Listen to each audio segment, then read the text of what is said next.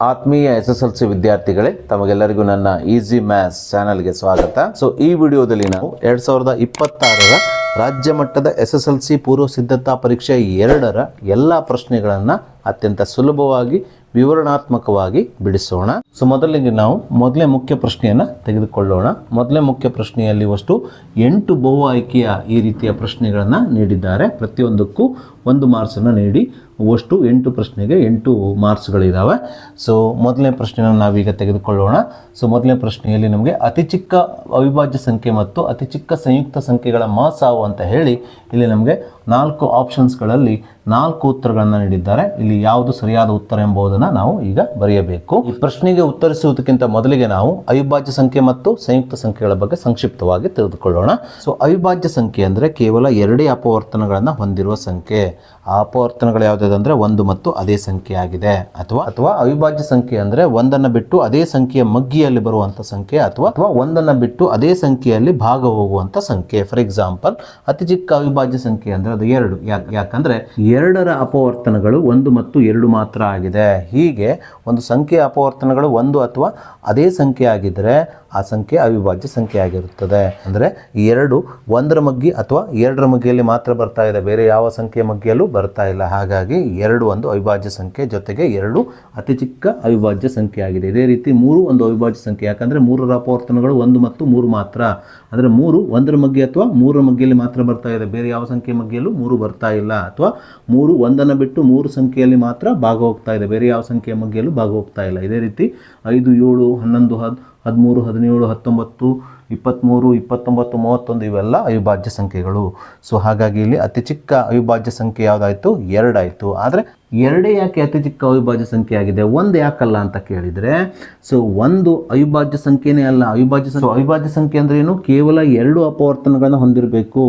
1ರ ಅಪವರ್ತನಗಳು 1 ಮಾತ್ರ. ಸೊ 1ರ ಮಗ್ಗಿಯಲ್ಲಿ ಮಾತ್ರ 1 ಬರ್ತದೆ, ಬೇರೆ ಯಾವ ಸಂಖ್ಯೆಯ ಮಗ್ಗಿಯಲ್ಲೂ ಬರೋದಿಲ್ಲ. ಆದರೆ 2 3 5 7 11 ಇವೆಲ್ಲ ಅವಿಭಾಜ್ಯ ಸಂಖ್ಯೆಗಳು 1ರ ಮಗ್ಗಿಯಲ್ಲಿ ಬರ್ತದೆ ಮತ್ತು ಅದೇ ಸಂಖ್ಯೆಯ ಮಗ್ಗಿಯಲ್ಲಿ ಬರೋದ್ರಿಂದ, ಅಂದರೆ 2 ಅಪವರ್ತನಗಳನ್ನು ಹೊಂದಿರೋದ್ರಿಂದ ಇವೆಲ್ಲ ಅವಿಭಾಜ್ಯ ಸಂಖ್ಯೆಗಳಾಗ್ತವೆ. ಆದರೆ 1 ಅವಿಭಾಜ್ಯ ಸಂಖ್ಯೆ ಆಗುವುದಿಲ್ಲ, ಯಾಕಂದರೆ 1ರ ಅಪವರ್ತನ 1 ಮಾತ್ರ. ಸೊ ಹಾಗಾಗಿ ಇಲ್ಲಿ ಅತಿ ಚಿಕ್ಕ ಅವಿಭಾಜ್ಯ ಸಂಖ್ಯೆ ಅಂದರೆ 2 ಆಗುತ್ತದೆ. ಸೊ ಅದೇ ರೀತಿ ನಾವೀಗ ಸಂಯುಕ್ತ ಸಂಖ್ಯೆ ಅಥವಾ ಕಾಂಪೋಸಿಟ್ ನಂಬರ್ ಬಗ್ಗೆ ಸಂಕ್ಷಿಪ್ತವಾಗಿ ತಿಳಿದುಕೊಳ್ಳೋಣ. ಸೊ ಸಂಯುಕ್ತ ಸಂಖ್ಯೆ ಅಥವಾ ಕಾಂಪೋಸಿಟ್ ನಂಬರ್ ಅಂದರೆ 1ಅನ್ನು ಹೊರತುಪಡಿಸಿ 2 ಅಥವಾ 2ಕ್ಕಿಂತ ಹೆಚ್ಚು ಅಪವರ್ತನಗಳನ್ನು ಹೊಂದಿರುವ ಸಂಖ್ಯೆ. For example 4. ಈ 4 ಒಂದು ಸಂಯುಕ್ತ ಸಂಖ್ಯೆ ಆಗಿದೆ. ಯಾಕಂದರೆ ಇದು 1ಅನ್ನು ಬಿಟ್ಟು 2 ಅಪವರ್ತನಗಳನ್ನು ಹೊಂದಿದೆ. ಅಂದರೆ 4 1ರ ಮಗ್ಗಿಯನ್ನು ಬಿಟ್ಟು ಬೇರೆ 2 ಮತ್ತು 4ರ ಮಗ್ಗಿಯಲ್ಲಿ ಬರ್ತಾ ಇದೆ. ಹಾಗಾಗಿ 4 ಒಂದು ಸಂಯುಕ್ತ ಸಂಖ್ಯೆ. ಇದೇ ರೀತಿ 6 ಒಂದು ಸಂಯುಕ್ತ ಸಂಖ್ಯೆ. ಯಾಕಂದರೆ 6 1ಅನ್ನು ಬಿಟ್ಟು 3 ಮತ್ತು 6ರ ಮಗ್ಗಿಯಲ್ಲಿ ಬರ್ತಾ ಇದೆ. ಅಥವಾ 6 1ಅನ್ನು ಬಿಟ್ಟು 2 ಅಪವರ್ತನಗಳನ್ನು ಹೊಂದಿದೆ. ಅದೇ ರೀತಿ 8 ಒಂದು ಸಂಯುಕ್ತ ಸಂಖ್ಯೆ. ಯಾಕಂದರೆ 8 1ಅನ್ನು ಬಿಟ್ಟು 3 ಅಪವರ್ತನಗಳನ್ನು ಹೊಂದಿದೆ. ಅಥವಾ 8 1ಅನ್ನು ಬಿಟ್ಟು 2ರ ಮಗ್ಗಿಯಲ್ಲಿ 4ರ ಮಗ್ಗಿಯಲ್ಲಿ ಹಾಗೆ 8ರ ಮಗ್ಗಿಯಲ್ಲಿ ಬರ್ತಾ ಇದೆ. ಹಾಗಾಗಿ 8 ಒಂದು ಸಂಯುಕ್ತ ಸಂಖ್ಯೆ. ಇದೇ ರೀತಿ 9 10 12 14 15 16 ಇವೆಲ್ಲ ಸಂಯುಕ್ತ ಸಂಖ್ಯೆಗಳು. ಯಾಕಂದರೆ ಇವುಗಳು 1ಅನ್ನು ಹೊರತುಪಡಿಸಿ 2 ಅಥವಾ 2ಕ್ಕಿಂತ ಹೆಚ್ಚು ಅಪವರ್ತನಗಳನ್ನು ಹೊಂದಿವೆ. ಅಥವಾ 1ಅನ್ನು ಬಿಟ್ಟು 2 ಅಥವಾ 2ಕ್ಕಿಂತ ಹೆಚ್ಚು ಮಗ್ಗಿಯಲ್ಲಿ ಬರುವ ಸಂಖ್ಯೆಗಳು. ಹಾಗಾಗಿ ಇವುಗಳು ಸಂಯುಕ್ತ ಸಂಖ್ಯೆಗಳಾಗಿವೆ. ಇವುಗಳಲ್ಲಿ ಅತಿ ಚಿಕ್ಕ ಸಂಯುಕ್ತ ಸಂಖ್ಯೆ ಅಂದರೆ ಅದು 4 ಆಗಿದೆ. ನೀವು ಕೇಳ್ಬೋದು 3 ಮತ್ತು 2 ಯಾಕಲ್ಲ ಅಂದ್ಕೊಂಡು. 3 ಮತ್ತು 2 ಸಂಯುಕ್ತ ಸಂಖ್ಯೆಗಳಲ್ಲ, ಇವು ಅವಿಭಾಜ್ಯ ಸಂಖ್ಯೆಗಳು. ಯಾಕಂದರೆ 2 ಮತ್ತು 3 1ಅನ್ನು ಬಿಟ್ಟು ಒಂದೇ ಅಪವರ್ತನವನ್ನು ಹೊಂದಿದೆ. ನೋಡಿ, 1ಅನ್ನು ಬಿಟ್ಟು ಎಷ್ಟು ಅಪವರ್ತನಗಳು ಹೊಂದಿರಬೇಕು? 2 ಅಥವಾ 2ಕ್ಕಿಂತ ಹೆಚ್ಚು ಅಪವರ್ತನಗಳು ಹೊಂದಿದ್ರೆ ಮಾತ್ರ ಅವು ಸಂಯುಕ್ತ ಸಂಖ್ಯೆಗಳಾಗ್ತವೆ. ಹಾಗಾಗಿ ಇಲ್ಲಿ 2 ಮತ್ತು 3 ಇವು ಸಂಯುಕ್ತ ಸಂಖ್ಯೆಗಳಲ್ಲ, ಬದಲಿಗೆ ಅವಿಭಾಜ್ಯ ಸಂಖ್ಯೆಗಳು. ಆದ್ದರಿಂದ ಸಂಯುಕ್ತ ಸಂಖ್ಯೆಗಳ ಸರಣಿ ಎಲ್ಲಿಂದ ಪ್ರಾರಂಭ ಆಗ್ತದೆ ಅಂತ ಕೇಳಿದರೆ 4ರಿಂದ ಪ್ರಾರಂಭ ಆಗೋದ್ರಿಂದ ಅತಿ ಚಿಕ್ಕ ಸಂಯುಕ್ತ ಸಂಖ್ಯೆ 4 ಆಗಿದೆ. ಹಾಗಾಗಿ ಅತಿ ಚಿಕ್ಕ ಸಂಯುಕ್ತ ಸಂಖ್ಯೆ 4 ಅಂತ ಇಲ್ಲಿ ಬರೆದುಕೊಳ್ಳೋಣ. ಸೊ ಪ್ರಶ್ನೆಯಲ್ಲಿ ನಮಗೆ ಅತಿ ಚಿಕ್ಕ ಅವಿಭಾಜ್ಯ ಸಂಖ್ಯೆ ಅಂದರೆ 2 ಮತ್ತು ಅತಿ ಚಿಕ್ಕ ಸಂಯುಕ್ತ ಸಂಖ್ಯೆ ಅಂದರೆ 4 ಇವುಗಳ ಮಹಾಸವನ್ನು ಕಂಡುಹಿಡಿಯಲಿಕ್ಕೆ ಹೇಳಿದ್ದಾರೆ. ಸೊ ಇವುಗಳ ಮಹಾಸ ಅಂದರೆ ಅದು 2 ಬರ್ತದೆ. ಯಾಕಂದರೆ ಇವೆರಡನ್ನು ಭಾಗಿಸುವ ಅತಿ ದೊಡ್ಡ ಸಂಖ್ಯೆ ಅಂದರೆ 2. 2 1 2 2 2 4. ಅಥವಾ ಈ 2 ಸಂಖ್ಯೆಗಳು ಯಾವ ದೊಡ್ಡ ಸಂಖ್ಯೆಯ ಮಗ್ಗಿಯಲ್ಲಿ ಬರ್ತಾ ಅಂತ ಕೇಳಿದರೆ ಅದು 2 ಮಾತ್ರ ಆಗಿದೆ. ಹಾಗಾಗಿ ಅತಿ ಚಿಕ್ಕ ಅವಿಭಾಜ್ಯ ಸಂಖ್ಯೆ 2 ಮತ್ತು ಅತಿ ಚಿಕ್ಕ ಸಂಯುಕ್ತ ಸಂಖ್ಯೆ 4ರ ಮಹಾಸ ಎಷ್ಟಾಗ್ತದೆ ಅಂದರೆ 2 ಆಗ್ತದೆ. ಇದನ್ನ ಆಪ್ಷನ್ ಸಿ ಅಲ್ಲಿ ನಮಗೆ ನೀಡಿದ್ದಾರೆ. ಹಾಗಾಗಿ ಆಪ್ಷನ್ ಸಿ 2 ಇದು ಸರಿಯಾದ ಉತ್ತರವಾಗಿದೆ. ಸೊ ಹಾಗೆ ನಾವೀಗ ಎರಡನೇ ಬಹು ಆಯ್ಕೆ ಪ್ರಶ್ನೆಯನ್ನ ತೆಗೆದುಕೊಳ್ಳೋಣ. ಪ್ರಶ್ನೆ ಈ ರೀತಿಯಾಗಿದೆ: ಈ ಕೆಳಗಿನವುಗಳಲ್ಲಿ ಸಮಾಂತರ ಶ್ರೇಣಿಯು ಅಂದ್ಕೊಂಡು ನಮಗಿಲ್ಲಿ 4 ಆಪ್ಷನ್ಸ್ಗಳನ್ನು ನೀಡಿದ್ದಾರೆ. ಈ ಕೊಟ್ಟಂತ ಆಪ್ಷನ್ಗಳಲ್ಲಿ ಯಾವುದು ಸಮಾಂತರ ಶ್ರೇಣಿಯ ಪದಗಳನ್ನು ಪ್ರತಿನಿಧಿಸುತ್ತದೆ ಎಂಬುದನ್ನು ನಾವಿಲ್ಲಿ ಕಂಡುಹಿಡಿಯಬೇಕಾಗಿದೆ. ಇದು ಅತ್ಯಂತ ಸುಲಭವಾದ ಪ್ರಶ್ನೆಯಾಗಿದೆ. ಸಮಾಂತರ ಶ್ರೇಣಿ ಅಂತ ಹೇಳಿದರೆ ಅದರ ಸಾಮಾನ್ಯ ವ್ಯತ್ಯಾಸ ಏನಾಗಿರಬೇಕು? ಸಮನಾಗಿರಬೇಕು. ಅದನ್ನು ಚೆಕ್ ಮಾಡೋಣ. ಸೊ ಮೊದಲನೇ ಆಪ್ಷನ್ ಅನ್ನು ನೋಡೋಣ ನಾವೀಗ. ಸೊ 1ಕ್ಕೆ 1 ಕೂಡಿಸಿದಾಗ 2ನೇ ಪದ ಸಿಗ್ತಾ ಇದೆ, 2ಕ್ಕೆ 2 ಕೂಡಿಸಿದಾಗ 3ನೇ ಪದ ಸಿಗ್ತಾ ಇದೆ, ಹಾಗೆ 4ಕ್ಕೆ 4 ಕೂಡಿಸಿದಾಗ 4ನೇ ಪದ 8 ಸಿಗ್ತಾ ಇದೆ. ಹಾಗಾಗಿ ಇಲ್ಲಿ ಸಾಮಾನ್ಯ ವ್ಯತ್ಯಾಸ ಡಿನ ಬೆಲೆ ಸಮನಾಗಿಲ್ಲ. ಹಾಗಾಗಿ ಇದು ಸಮಾಂತರ ಶ್ರೇಣಿಯ ಪದಗಳಲ್ಲ. ಅದೇ ರೀತಿ ಎರಡನೇ ಆಪ್ಷನ್ ಬಿ ಅನ್ನು ನೋಡಿದಾಗ 3ಕ್ಕೆ 4 ಕೂಡಿಸ್ರೆ 7 ಸಿಗ್ತಾ ಇದೆ, 7ಕ್ಕೆ 3 ಕೂಡಿಸ್ರೆ ಏನು ಸಿಗ್ತಾ ಇದೆ? 10 ಸಿಗ್ತಾ ಇದೆ. ಹಾಗಾಗಿ ಇಲ್ಲೂ ಸಾಮಾನ್ಯ ವ್ಯತ್ಯಾಸ ಏನಾಗಿಲ್ಲ? ಸಮನಾಗಿಲ್ಲ. ಅಂದರೆ 4 ಮತ್ತು 3 ಆಗಿದೆ, ಬೇರೆ ಬೇರೆ ಆಗಿದೆ. ಹಾಗಾಗಿ ಸಾಮಾನ್ಯ ವ್ಯತ್ಯಾಸ ಸಮನಾಗಿಲ್ದಿದ್ದಾಗ ಅದು ಸಮಾಂತರ ಶ್ರೇಣಿಯ ಪದಗಳಾಗೋದಿಲ್ಲ. ಹಾಗಾಗಿ ಇದು ಸಹ ಸಮಾಂತರ ಶ್ರೇಣಿ ಅಲ್ಲ. ಮೂರನೇ ಆಪ್ಷನ್ನಲ್ಲಿ ನೋಡಿದಾಗ ಮೊದಲನೇ ಪದ 1ಕ್ಕೆ 3 ಕೂಡಿಸ್ರೆ 2ನೇ ಪದ ಸಿಗ್ತಾ ಇದೆ, 2ನೇ ಪದ 4ಕ್ಕೆ 5 ಸೇರಿಸ್ರೆ 9 ಸಿಗ್ತಾ ಇದೆ. ಹಾಗಾಗಿ ಇಲ್ಲೂ ಸಹ ಸಾಮಾನ್ಯ ವ್ಯತ್ಯಾಸ ಡಿನ ಬೆಲೆ ಏನಾಗಿದೆ? ಬೇರೆ ಬೇರೆ ಆಗಿದೆ. ಹಾಗಾಗಿ ಈ ಪದಗಳು ಸಹ ಸಮಾಂತರ ಶ್ರೇಣಿಯ ಪದಗಳಲ್ಲ. 4ನೇ ಆಪ್ಷನ್ ಇದು ಸಮಾಂತರ ಶ್ರೇಣಿಯೇ ಆಗಿರ್ತದೆ. ಯಾಕಂದರೆ ಇಲ್ಲಿ ಕೊಟ್ಟಂಥ 3 ಆಪ್ಷನ್ಗಳು ಸಮಾಂತರ ಶ್ರೇಣಿಯ ಪದಗಳು ಅಲ್ಲ ಅಂದರೆ 4ನೇದು ಆಗಿರಲಿಕ್ಕೆ ಬೇಕು. ಇದನ್ನು ನಾವು ಬೇಕಾದರೆ ಚೆಕ್ ಮಾಡೋಣ. ನೋಡಿ, ಮೊದಲನೇ ಪದ 5ಕ್ಕೆ 4 ಸೇರಿಸಿದ್ರೆ 9 ಸಿಕ್ತು, 2ನೇ ಪದ 9ಕ್ಕೆ 4 ಸೇರಿಸಿದ್ರೆ 13 ಸಿಕ್ತು, 3ನೇ ಪದ 13ಕ್ಕೆ 4 ಸೇರಿಸಿದ್ರೆ 17 ಸಿಕ್ತು. ಇಲ್ಲಿ ನೋಡಿ, ಇಲ್ಲಿ ಸ್ಪಷ್ಟವಾಗಿ ಸಮಾಂತರ ಶ್ರೇಣಿಯ ಸಾಮಾನ್ಯ ವ್ಯತ್ಯಾಸ ಡಿನ ಬೆಲೆ ಏನಾಗಿದೆ ಅಂದರೆ ಸಮನಾಗಿದೆ. ಹಾಗಾಗಿ ಆಪ್ಷನ್ ಡಿ ಯಲ್ಲಿರುವ 5, 9, 13, 17 ಈ ಸರಣಿಯು ಸಮಾಂತರ ಶ್ರೇಣಿಯಾಗಿದೆ.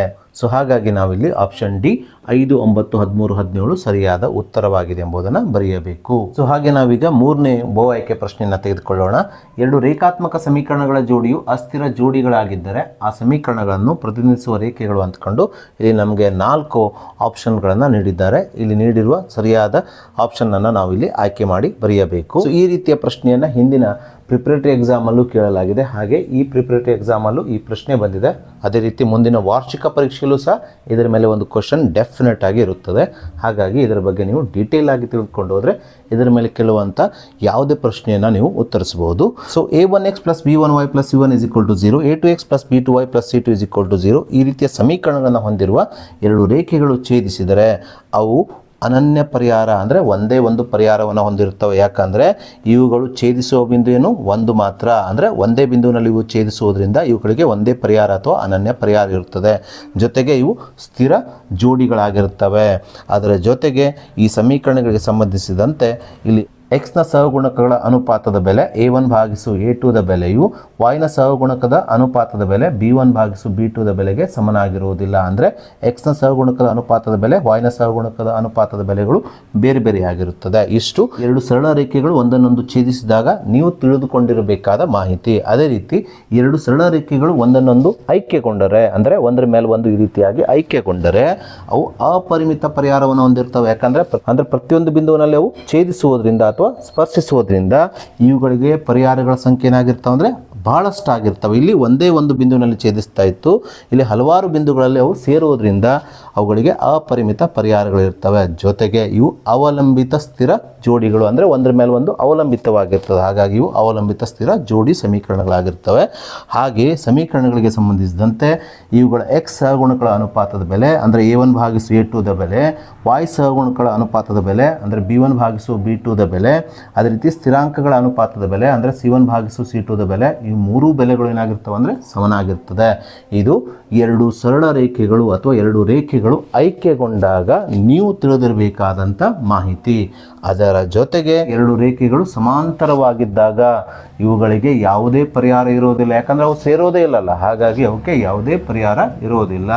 ಹಾಗೆ ಇವು ಅಸ್ಥಿರ ಜೋಡಿಗಳು, ಯಾಕಂದರೆ ಅವು ಸೇರದೇ ಇರೋದ್ರಿಂದ ಅವು ಅಸ್ಥಿರ ಜೋಡಿ ಸಮೀಕರಣಗಳಾಗಿರ್ತವೆ.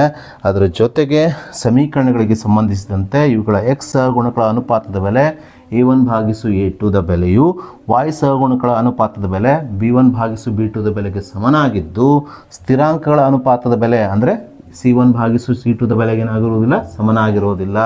ಸೊ ಇಷ್ಟು ಮಾಹಿತಿಯು ಎರಡು ರೇಖೆಗಳು ಸಮಾಂತರವಾಗಿದ್ದಾಗ ನೀವು ತಿಳಿದುಕೊಂಡಿರಬೇಕು. ಸೊ ಇಷ್ಟು ಅಂಶವನ್ನು ತಿಳಿದುಕೊಂಡ ನಂತರ ಇದರ ಮೇಲೆ ಯಾವುದೇ ಪ್ರಶ್ನೆ ಬಂದರೂ ಸಹ ನೀವು ಸುಲಭವಾಗಿ ಉತ್ತರಿಸ್ಬೋದು. ಈ ಪ್ರಶ್ನೆಯನ್ನು ಸಹ ನೀವು ಸುಲಭವಾಗಿ ಉತ್ತರಿಸ್ತೀರಿ. ಈಗ ಸೊ ಪ್ರಶ್ನೆಯಲ್ಲಿ ಏನು ಕೊಟ್ಟಿದ್ದಾರೆ, ಎರಡು ರೇಖಾತ್ಮಕ ಸಮೀಕರಣಗಳ ಜೋಡಿಯು ಅಸ್ಥಿರ ಜೋಡಿಗಳಾಗಿದ್ದರೆ ಆ ಸಮೀಕರಣಗಳು ಪ್ರತಿನಿಧಿಸುವ ರೇಖೆಗಳು ಏನಾಗಿರ್ತಾವ್ರಿ, ಸಮಾಂತರ ಸರಳ ರೇಖೆಗಳಾಗಿರ್ತವೆ. ಅದೆಲ್ಲಿದೆ ರೀ, ಆಪ್ಷನ್ ಎ ದಲ್ಲಿದೆ. ಹಾಗಾಗಿ ಆಪ್ಷನ್ ಎ ದಲ್ಲಿ ನೀಡಿರುವ ಸಮಾಂತರ ರೇಖೆಗಳು ಇಲ್ಲಿ ಸರಿಯಾದ ಉತ್ತರವಾಗಿದೆ. ಸೊ ಹಾಗೆ ನಾವೀಗ 4ನೇ ಪ್ರಶ್ನೆಯನ್ನು ತೆಗೆದುಕೊಳ್ಳೋಣ. ಆಕ್ಚುಲಿ ಇದು ಪ್ರಶ್ನೆ ಪತ್ರಿಕೆಯಲ್ಲಿ 3ನೇ ಪ್ರಶ್ನೆಯಾಗಿದೆ, ಇದು 4ನೇ ಪ್ರಶ್ನೆಯಾಗಿದೆ.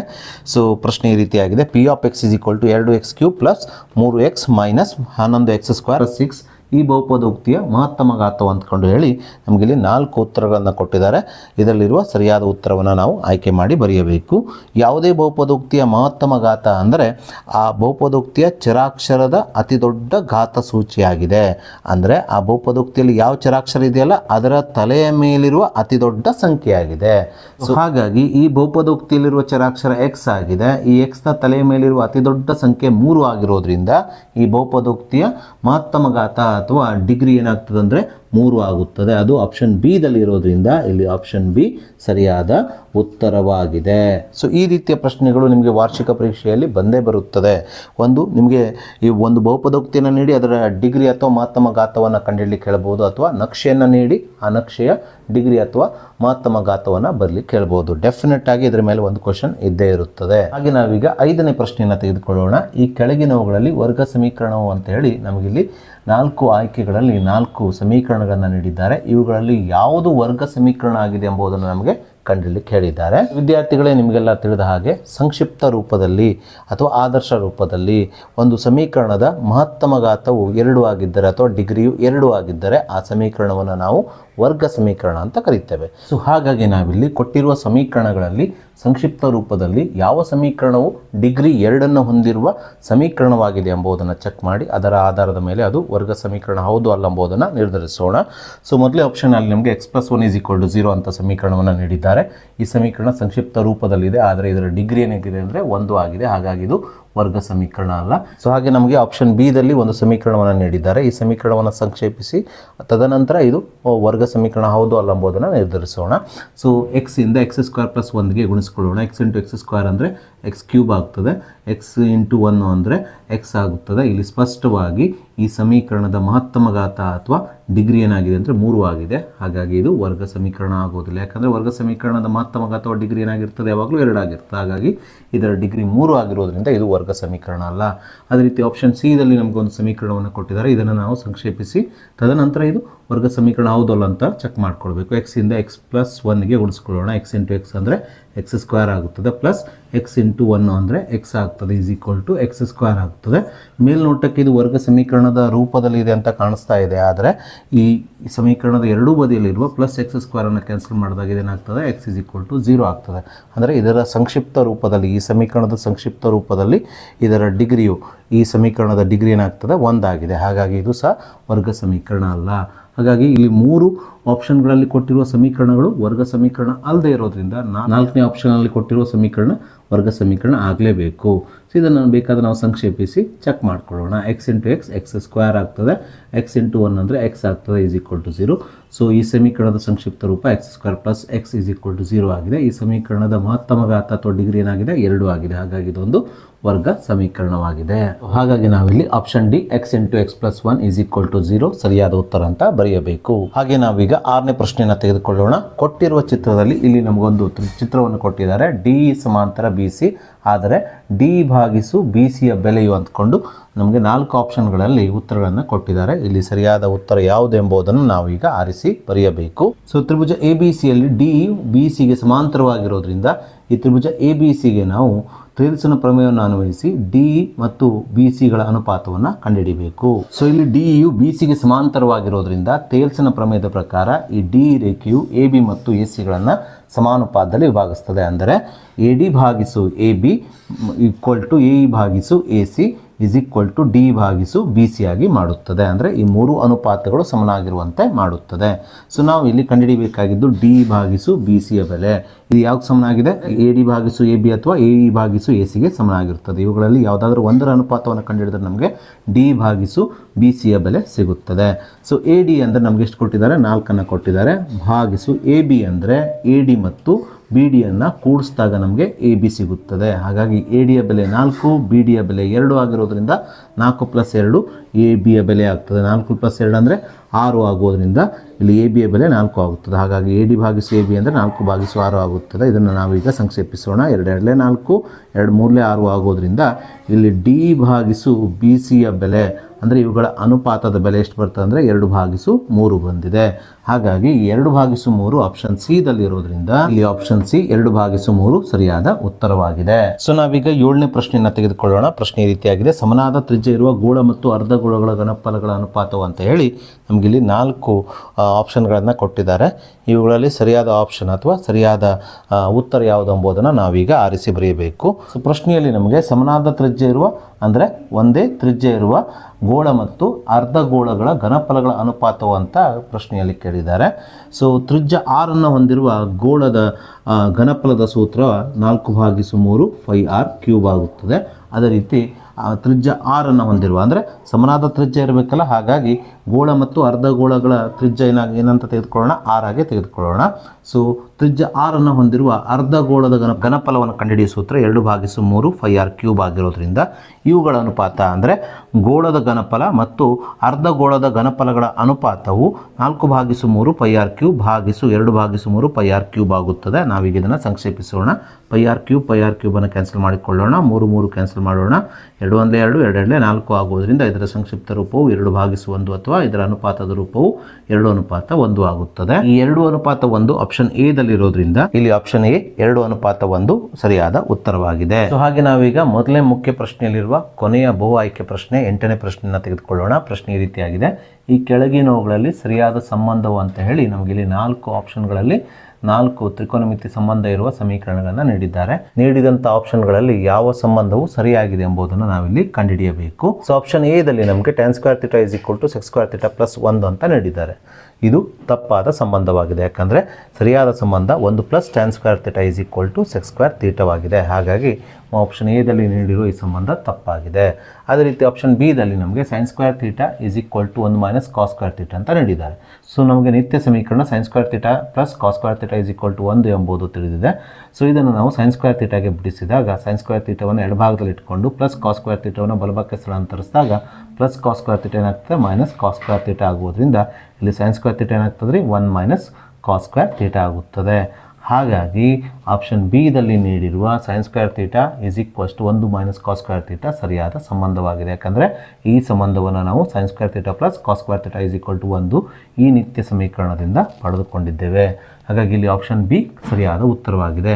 ಹಾಗೆ ನಾವು ಈಗ ಆಪ್ಷನ್ ಸಿ ಮತ್ತು ಆಪ್ಷನ್ ಡಿ ಯಾಕೆ ತಪ್ಪಾಗಿದೆ ಎಂಬುದನ್ನು ನೋಡೋಣ.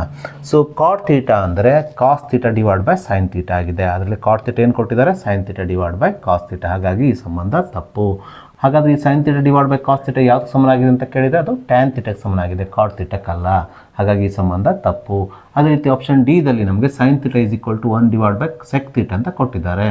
1 / sec θ cos θ ಗೆ ಸಮನಾಗಿದೆ ಹೊರತು sin θ ಗೆ ಸಮನಾಗಿಲ್ಲ. sin θ ಯಾವ್ದು ಸಮನಾಗಿದೆ? 1 / cosec θ ಗೆ ಸಮನಾಗಿದೆ. ಹಾಗಾಗಿ ಈ ಆಪ್ಷನ್ ಸಹ ತಪ್ಪು. ಹಾಗಾದರೆ ಇಲ್ಲಿ ಸರಿಯಾದ ಉತ್ತರ ಯಾವುದು ಅಥವಾ ಸರಿಯಾದ ಸಂಬಂಧವನ್ನು ಹೊಂದಿರುವ ಸಮೀಕರಣ ಯಾವುದು? sin² θ = 1 - cos² θ. ಸೊ ಹಾಗಾಗಿ ಇಲ್ಲಿ ಆಪ್ಷನ್ ಬಿ ದಲ್ಲಿ ಸರಿಯಾದ ಸಂಬಂಧ ಇರೋದ್ರಿಂದ ನಾವು ಇಲ್ಲಿ ಆಪ್ಷನ್ ಬಿ sin² θ = 1 - cos² θ ಅಂತ ಉತ್ತರವನ್ನು ಬರೆಯಬೇಕು. ಸೊ ನಾವೀಗ 2ನೇ ಮುಖ್ಯ ಪ್ರಶ್ನೆಯನ್ನು ತೆಗೆದುಕೊಳ್ಳೋಣ. 2ನೇ ಮುಖ್ಯ ಪ್ರಶ್ನೆಯಲ್ಲಿ ಒಟ್ಟು 1 ಮಾರ್ಕ್ಸಿನ 8 ಪ್ರಶ್ನೆಗಳಿದ್ದಾವೆ. ಈ ಪ್ರಶ್ನೆಯು 9ರಿಂದ ಪ್ರಾರಂಭವಾಗಿ 16ಕ್ಕೆ ಮುಗಿಯುತ್ತದೆ. ನಾವೀಗ 2ನೇ ಮುಖ್ಯ ಪ್ರಶ್ನೆಯಲ್ಲಿರುವ ಮೊದಲನೇ ಪ್ರಶ್ನೆ 9ನೇ ಪ್ರಶ್ನೆಯನ್ನು ತೆಗೆದುಕೊಳ್ಳೋಣ. ಪ್ರಶ್ನೆ ಈ ರೀತಿಯಾಗಿದೆ: ಒಂದು ತರಗತಿಯಲ್ಲಿ ಹುಡುಗರ ಸಂಖ್ಯೆಯು ಅಂತ ಹೇಳಿ ಈ ಹುಡುಗರ ಸಂಖ್ಯೆಯನ್ನು x ಆಗಿ ಪ್ರತಿನಿಧಿಸಿದ್ದಾರೆ. ಸೊ ಹುಡುಗಿಯರ ಸಂಖ್ಯೆಯನ್ನು ನಮಗೆ ಇಲ್ಲಿ y ಆಗಿ ಕೊಟ್ಟಿದ್ದಾರೆ. 2ರಷ್ಟಕ್ಕಿಂತ 1 ಹೆಚ್ಚಾಗಿದೆ ಅಂತ ನೀಡಿ ಈ ಹೇಳಿಕೆಗೆ 2 ಚರಾಕ್ಷರ ಉಳ್ಳ ರೇಖಾತ್ಮಕ ಸಮೀಕರಣವನ್ನು ರಚಿಸಿ ಅಂತ ಹೇಳಿದ್ದಾರೆ. ಇಲ್ಲಿ ಆಲ್ರೆಡಿ ನಮಗೆ 2 ಚರಾಕ್ಷರಗಳನ್ನು ಕೊಟ್ಟಿದ್ದಾರೆ. ಹುಡುಗರ ಸಂಖ್ಯೆಯನ್ನು x ಆಗಿ, ಹುಡುಗಿಯರ ಸಂಖ್ಯೆಯನ್ನು y ಆಗಿ ಪ್ರತಿನಿಧಿಸಿದ್ದಾರೆ. ಸೊ ನಾವೀಗ ಈ ಹೇಳಿಕೆಯ ಸಹಾಯದಿಂದ ಎರಡು ಚರಾಕ್ಷರವುಳ್ಳ ರೇಖಾತ್ಮಕ ಸಮೀಕರಣವನ್ನು ರಚಿಸಬೇಕು. ಹೇಳಿಕೆಯಲ್ಲಿ ನಮಗೆ ಹುಡುಗರ ಸಂಖ್ಯೆ ಎಷ್ಟು ಕೊಟ್ಟಿದ್ದಾರೆ, ಎಕ್ಸ್ ಅಂತ ಕೊಟ್ಟಿದ್ದಾರೆ. ಹುಡುಗಿಯರ ಸಂಖ್ಯೆ ಏನಂತ ಕೊಟ್ಟಿದ್ದಾರೆ, ವಾಯ್ ಅಂತ ಕೊಟ್ಟಿದ್ದಾರೆ. ಹುಡುಗರ ಸಂಖ್ಯೆ ಎಕ್ಸ್, ಹುಡುಗಿಯರ ಸಂಖ್ಯೆ ವಾಯಿಯ 2ರಷ್ಟು ಅಂದರೆ ವಾಯಿಗೆ ಎಷ್ಟಿಂದ ಗುಣಿಸ್ಕೊಳ್ಬೇಕು, 2ರಿಂದ ಗುಣಿಸ್ಕೊಳ್ಬೇಕು. ಯಾಕಂದರೆ ಹುಡುಗಿಯರ ಸಂಖ್ಯೆ 2ರಷ್ಟು ಅಂದರೆ 2 ವಾಯ್ ಆಗ್ತದೆ. ಎಷ್ಟು ಹೆಚ್ಚಾಗಿದೆ, 1 ಹೆಚ್ಚಾಗಿದೆ ಅಂತ ಕೊಟ್ಟಿರೋದ್ರಿಂದ ಈ 2 ವಾಯಿಗೆ 1ಅನ್ನು ಕೂಡಿಸ್ಕೊಂಡು ಒಂದು ಸಮೀಕರಣವನ್ನು ಈ ರೀತಿ ಮಾಡಿಕೊಂಡ್ರೆ ನಮಗೆ 2 ಚರಾಕ್ಷರವುಳ್ಳ ರೇಖಾತ್ಮಕ ಸಮೀಕರಣ ಸಿಗುತ್ತದೆ. ಸೊ ಇದನ್ನು ನಾವು ಆದರ್ಶ ರೂಪದಲ್ಲಿ ಬರೀಬಹುದು. ಅದು ಹೇಗೆಂದರೆ ಈ 2 ವಾಯನ್ನು ಎಡಭಾಗಕ್ಕೆ ತಂದಾಗ +2y -2y ಆಗ್ತದೆ, ಪ್ಲಸ್ 1ಅನ್ನು ಎಡಭಾಗಕ್ಕೆ ತಂದು ಬಲಭಾಗವನ್ನು 0 ಮಾಡಿಕೊಂಡು ಇದರ ಆದರ್ಶ ರೂಪವನ್ನು x - 2y - 1 = 0 ಅಂತ ಬರೆದ್ರೆ ನಮಗೆ ಈ ಪ್ರಶ್ನೆಗೆ ಉತ್ತರ ಸಿಗುತ್ತದೆ. ಅಂದರೆ ಹುಡುಗರ ಸಂಖ್ಯೆ x ಹುಡುಗಿಯರ ಸಂಖ್ಯೆಯ 2ರಷ್ಟಕ್ಕಿಂತ ಅಂದರೆ 2y 1 ಹೆಚ್ಚಾಗಿದೆ ಅಂದರೆ x = 2y + 1 ಅಥವಾ ಈ ಸಮೀಕರಣವನ್ನು ನಾವು x - 2y - 1 = 0 ಆಗಿ ಬರೀಬಹುದು. ಇವೆರಡರಲ್ಲಿ ಯಾವುದೇ ಒಂದು ಸಮೀಕರಣ ಬರೆದು ನಿಮಗೆ ಮಾರ್ಕ್ಸನ್ನು ಕೊಡಲಾಗ್ತದೆ. ಸೊ ನಾವೀಗ 10ನೇ ಪ್ರಶ್ನೆಯನ್ನು ತೆಗೆದುಕೊಳ್ಳೋಣ. ಶೂನ್ಯತೆಗಳು ಆಲ್ಫಾ ಮತ್ತು ಬೀಟಾ ಆಗಿರುವ ಒಂದು ವರ್ಗ ಬಹುಪದೋಕ್ತಿಯನ್ನು ಬರೆಯಿರಿ ಅಂತ ಕೊಟ್ಟಿದ್ದಾರೆ. ಶೂನ್ಯತೆಗಳು ಆಲ್ಫಾ ಮತ್ತು ಬೀಟಾ ಆಗಿರುವ ಒಂದು ವರ್ಗ ಬಹುಪದೋಕ್ತಿಯ ಆದರ್ಶ ರೂಪ ನಿಮಗೆ ಎಲ್ಲರಿಗೂ ತಿಳಿದಿರಬೇಕು. ಅದು P of x = x² - ಶೂನ್ಯತೆಗಳ ಮೊತ್ತ alpha plus beta into x plus ಶೂನ್ಯತೆಗಳ ಗುಣಲಬ್ಧ ಆಲ್ಫಾ ಇಂಟು ಬೀಟಾ. ಸೊ ಈ ವರ್ಗ ಬಹುಪದೋಕ್ತಿಯೇ ಶೂನ್ಯತೆಗಳು ಆಲ್ಫಾ ಮತ್ತು ಬೀಟಾ ಆಗಿರುವ ಒಂದು ವರ್ಗ ಬಹುಪದೋಕ್ತಿಯಾಗಿದೆ. ಸೊ ಹಾಗೆ ನಾವೀಗ 11ನೇ ಪ್ರಶ್ನೆಯನ್ನು ತೆಗೆದುಕೊಳ್ಳೋಣ. ಸರಾಸರಿ 27 ಮತ್ತು ಮಧ್ಯಾಂಕ 33 ಆಗಿರುವ ದತ್ತಾಂಶಗಳ ಬಹುಲಕವನ್ನು ಕಂಡುಹಿಡಿಯಿರಿ ಅಂದ್ಕೊಂಡು ಪ್ರಶ್ನೆಯಲ್ಲಿ ಕೇಳಿದ್ದಾರೆ. ಸೊ ಈ ಪ್ರಶ್ನೆಯನ್ನು ಬಿಡಿಸಬೇಕಾದ್ರೆ ನಾವು ಸರಾಸರಿ, ಮಧ್ಯಾಂಕ ಮತ್ತು ಬಹುಲಕಗಳ ನಡುವೆ ಸಂಬಂಧವನ್ನು ಹೊಂದಿರುವ ಒಂದು ಸೂತ್ರವನ್ನು ಬಳಸ್ಕೊಳ್ಬೇಕು. ಆ ಸೂತ್ರವೆಂದರೆ 3 ಮಧ್ಯಾಂಕ = 2 ಸರಾಸರಿ ಪ್ಲಸ್ ಬಹುಲಕವಾಗಿದೆ. ಈ ಸೂತ್ರದ ಸಹಾಯದಿಂದ ನಾವು ಬಹುಲಕವನ್ನು ಕಂಡುಹಿಡಿಯೋಣ. ಸೊ ಈ ಸೂತ್ರದಲ್ಲಿ ನಾವು ಮಧ್ಯಾಂಕದ ಬೆಲೆ ಮತ್ತು ಸರಾಸರಿಯನ್ನು ಆದೇಶಿಸೋಣ. ಮಧ್ಯಾಂಕವನ್ನು ನಮಗೆ 33 ಆಗಿ ಕೊಟ್ಟಿರೋದ್ರಿಂದ 3 ಗುಣಿಸು ಮಧ್ಯಾಂಕ ಅಂದರೆ 33 ಆಗುತ್ತದೆ. 2 ಗುಣಿಸು ಸರಾಸರಿಯ ಬೆಲೆಯನ್ನು 27 ಆಗಿ ಕೊಟ್ಟಿರೋದ್ರಿಂದ ಸರಾಸರಿ ಸ್ಥಾನದಲ್ಲಿ 27ಅನ್ನು ಆದೇಶಿಸಿದಾಗ 2 ಗುಣಿಸು ಸರಾಸರಿ 2 ಗುಣಿಸು 27 ಆಗುತ್ತದೆ. ಪ್ಲಸ್ ಬಹುಲಕವನ್ನು ಇದ್ದ ಹಾಗೆ ಬರೆದುಕೊಳ್ಬೇಕು. ಸೊ 33 ಗುಣಿಸು 3 ಅಂದರೆ 99 ಆಗುತ್ತದೆ. = 2 ಗುಣಿಸು 27 ಅಂದರೆ 54 ಆಗುತ್ತದೆ. ಪ್ಲಸ್ ಬಹುಲಕವನ್ನು ಇದ್ದ ಹಾಗೆ ಬರೆದುಕೊಳ್ಳೋಣ. ಸೊ ಮುಂದಿನ ಹಂತದಲ್ಲಿ ಈ ಬಹುಲಕವನ್ನು ಎಡಭಾಗದಲ್ಲಿ ಇದ್ದ ಹಾಗೆ ಇಟ್ಕೊಳ್ಳೋಣ. 54ಅನ್ನು ಎಡಭಾಗಕ್ಕೆ ಸ್ಥಳಾಂತರಿಸಿದಾಗ +54 ಏನಾಗ್ತದೆ, -54 ಆಗುತ್ತದೆ. 99 - 54 ಅಂದರೆ 45 ಆಗುವುದರಿಂದ ಇಲ್ಲಿ ಪ್ರಶ್ನೆಯಲ್ಲಿ ಕೇಳಿರುವ ಬಹುಲಕದ ಬೆಲೆಯು 45 ಆಗುತ್ತದೆ. ಸೊ ಹಾಗೆ ನಾವೀಗ 12ನೇ ಪ್ರಶ್ನೆಯನ್ನು ತೆಗೆದುಕೊಳ್ಳೋಣ. ಪ್ರಶ್ನೆ ಈ ರೀತಿಯಾಗಿದೆ. ಒಂದು ಸಮಾಂತರ ಶ್ರೇಣಿಯ 3ನೇ ಪದ 13 ಮತ್ತು 2ನೇ ಪದವು 8 ಆದರೆ ಈ ಸಮಾಂತರ ಶ್ರೇಣಿಯ ಮೊದಲನೇ ಪದವನ್ನು ಕಂಡುಹಿಡಿಯಿರಿ ಅಂತ ಪ್ರಶ್ನೆಯಲ್ಲಿ ಕೇಳಿದ್ದಾರೆ. ಮೊದಲಿಗೆ ನಾವು ಪ್ರಶ್ನೆಯಲ್ಲಿ ನೀಡಿರುವ ದತ್ತಾಂಶವನ್ನು ಬರೆದುಕೊಳ್ಳೋಣ. ಶ್ರೇಣಿಯ 3ನೇ ಪದವನ್ನು ನಾವು A3 ಅಂತ ಬರೆದುಕೊಳ್ಳೋಣ. = ಎಷ್ಟು ಕೊಟ್ಟಿದ್ದಾರೆ, 13. ಅದೇ ರೀತಿ ಶ್ರೇಣಿಯ 2ನೇ ಪದವನ್ನು ನಾವು A2 ಆಗಿ ಬರೆದುಕೊಳ್ಳೋಣ. ಇದನ್ನು ಎಷ್ಟು ಕೊಟ್ಟಿದ್ದಾರೆ, 2ನೇ ಪದ 8 ಆಗಿ ಕೊಟ್ಟಿದ್ದಾರೆ. ಅದೇ ರೀತಿ ನಾವೀಗ ಶ್ರೇಣಿಯ ಸಾಮಾನ್ಯ ವ್ಯತ್ಯಾಸವನ್ನು ಮೊದಲಿಗೆ ಕಂಡುಹಿಡ್ಕೊಳ್ಳೋಣ. ಶ್ರೇಣಿಯ ಸಾಮಾನ್ಯ ವ್ಯತ್ಯಾಸವನ್ನು ಕಂಡುಹಿಡಿಬೇಕಾದ್ರೆ ನಿಮಗೆ ತಿಳಿದಿದೆ ವಿದ್ಯಾರ್ಥಿಗಳೇ, ಶ್ರೇಣಿಯ ಮುಂದಿನ ಪದದಿಂದ ಹಿಂದಿನ ಪದವನ್ನು ಕಳಿಬೇಕಾಗ್ತದೆ. ಅಂದರೆ ಇಲ್ಲಿ ನಾವು ಶ್ರೇಣಿಯ 3ನೇ ಪದದಿಂದ 2ನೇ ಪದವನ್ನು ಕಳೆದ್ರೆ ಶ್ರೇಣಿಯ ಸಾಮಾನ್ಯ ವ್ಯತ್ಯಾಸ D ನ ಬೆಲೆ ಸಿಗುತ್ತದೆ. ಯಾಕಂದರೆ ನಮಗೆ ಶ್ರೇಣಿಯ 3ನೇ ಪದ ಮತ್ತು 2ನೇ ಪದಗಳನ್ನು ಕೊಟ್ಟಿರೋದ್ರಿಂದ ಶ್ರೇಣಿಯ 3ನೇ ಪದದಿಂದ 2ನೇ ಪದವನ್ನು ಕಳೆದು ನಾವು ಸಾಮಾನ್ಯ ವ್ಯತ್ಯಾಸ D ನ ಬೆಲೆಯನ್ನು ಕಂಡುಹಿಡ್ಕೊಳ್ಳೋಣ. ಶ್ರೇಣಿಯ 3ನೇ ಪದ 13 ಇದೆ, ಶ್ರೇಣಿಯ 2ನೇ ಪದ 8 ಇದೆ. 13ರಲ್ಲಿ 8 ಕಳೆದು ಎಷ್ಟು ಬರ್ತದೆ, 5 ಬರ್ತದೆ. ಇದು ಶ್ರೇಣಿಯ ಸಾಮಾನ್ಯ ವ್ಯತ್ಯಾಸ ಆಯಿತು. ಆದರೆ ಪ್ರಶ್ನೆಯಲ್ಲಿ ನಮಗೆ ಕಂಡುಹಿಡಿಯಲಿಕ್ಕೆ ಹೇಳಿದ್ದು ಯಾವುದು, ಶ್ರೇಣಿಯ ಮೊದಲನೇ ಪದ ಅಂದರೆ ಎ ಅನ್ನು ಕಂಡುಹಿಡಿಬೇಕು ಅಥವಾ A1 ಅನ್ನು ಕಂಡುಹಿಡಿಬೇಕು. ಅದಕ್ಕೆ ನಾವು A2 ಇದನ್ನು ಬಳಸ್ಕೊಳ್ಳೋಣ.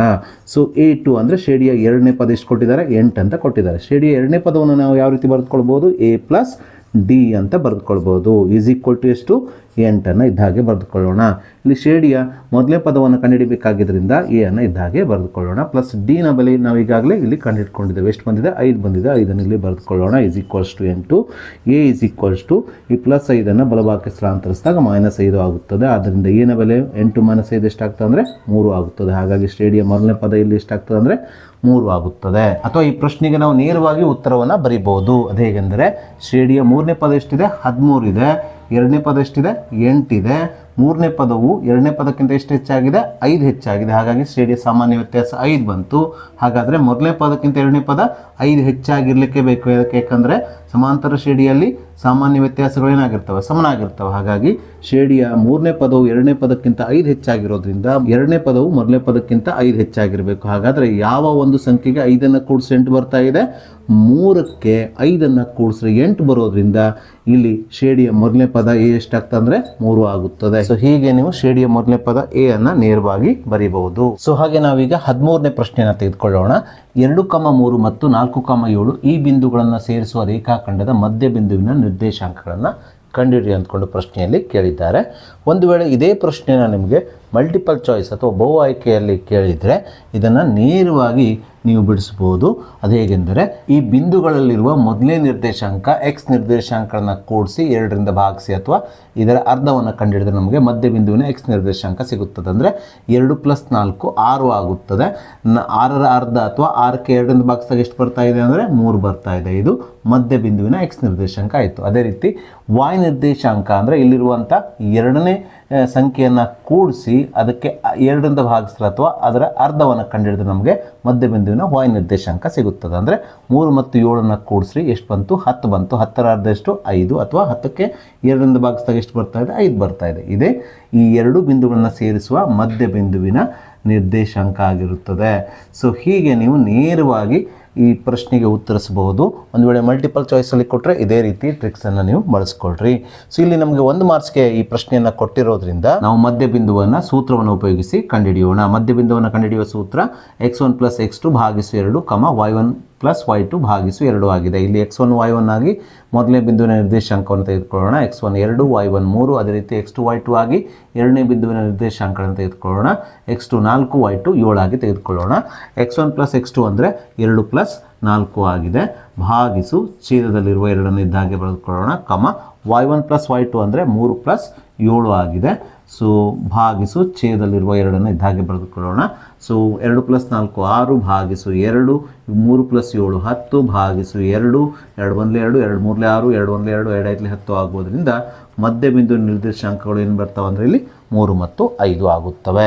ಹಾಗೆ ನಾವೀಗ 14ನೇ ಪ್ರಶ್ನೆಯನ್ನು ತೆಗೆದುಕೊಳ್ಳೋಣ. ಒಂದು ಪೆಟ್ಟಿಗೆಯಲ್ಲಿ 50 ಪೆನ್ನುಗಳಿವೆ. ಅದರಲ್ಲಿರುವ 2 ಪೆನ್ನುಗಳು ದೋಷಪೂರ್ಣವಾಗಿವೆ.